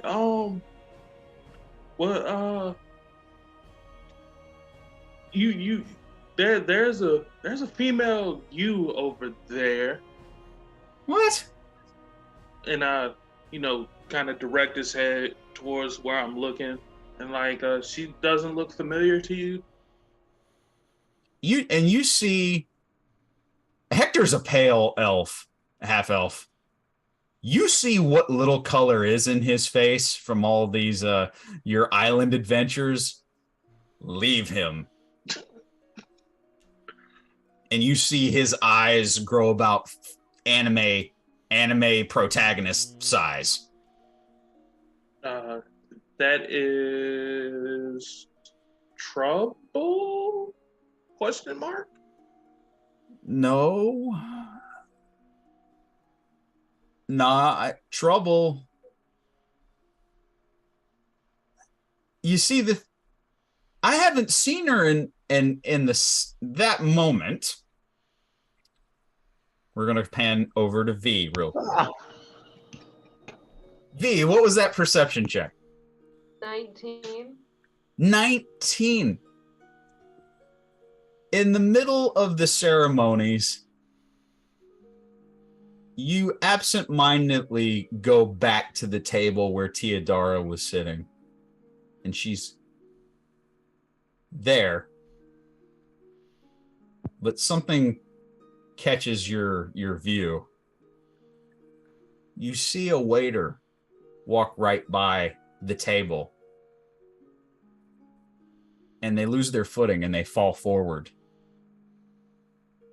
And you see the waiter reach out to grab the table and the chair that she's at, and as they face plant, boom, they hit the ground. They accidentally nudge the chair that she's sitting on, and you see the chair,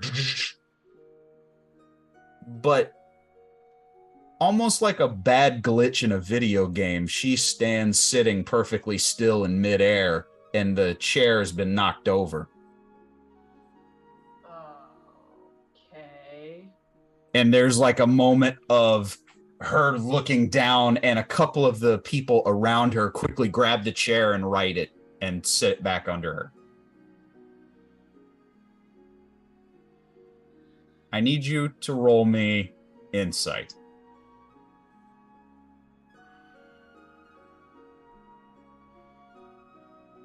$22. That is an illusion. She's not really there.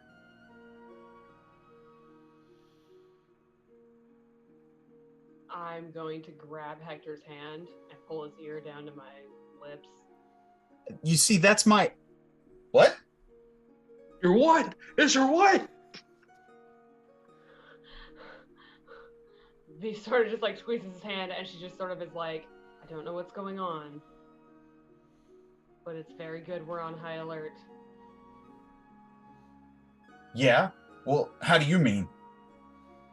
I mean, as in the potential assassin that might be here to kill me or cause problems isn't really where she... We have problems. I don't know what they mean, but the vow is still going on. And in that moment is when she says the last few words, and the candles and all of the tables in the pavilion go out. I cast. And they come back on.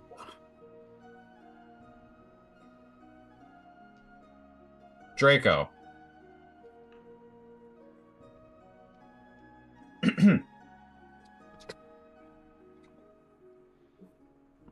The last thing you see is the spectral form of a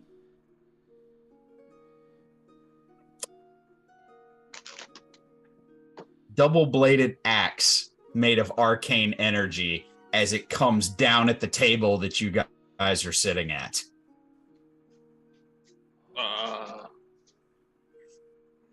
And as you look up to see where it's coming from, you see several of those hooded figures now that have apparently made their move.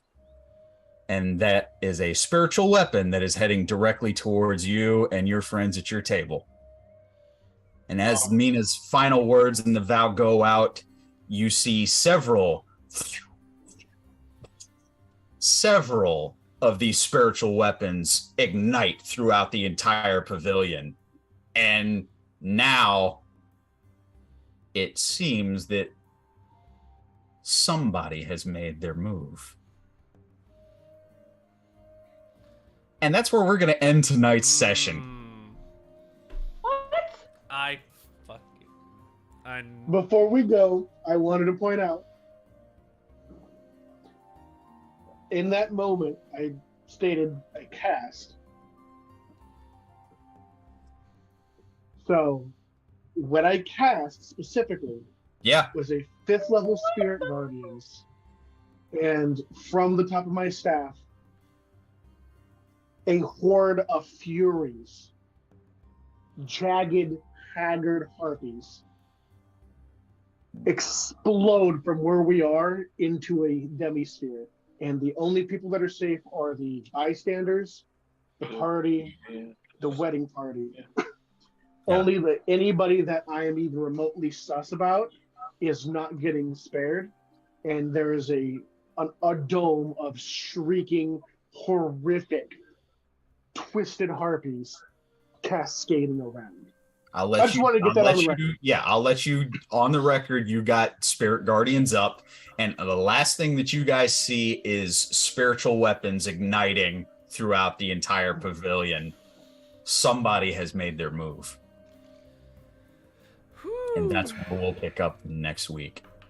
Well, damn. Let's go. You know, Oh man. coming into this episode, I thought it was going to be Taruk that ruins the ceremony, but nope. Would have lost that bet. Give my 5 shillings. Well, ladies and gentlemen, thank Lauren, you for- got to stop betting people, man. The Hector owes Torin silver, by the way, because he Knight's still young. He could still get Hizma to dance with him. You don't know. She's probably going to kill Torin first, but we'll handle that next week. Ladies and gentlemen, thank you for joining us. Thank you for watching. We greatly, greatly appreciate you. As always, like us on Facebook, follow us on Twitter, tap a little bell on your YouTube app so you never miss the uploads. Buy the shirts at prowrestlingtees.com. And we will see you guys next week for Dice Hard with a Vengeance.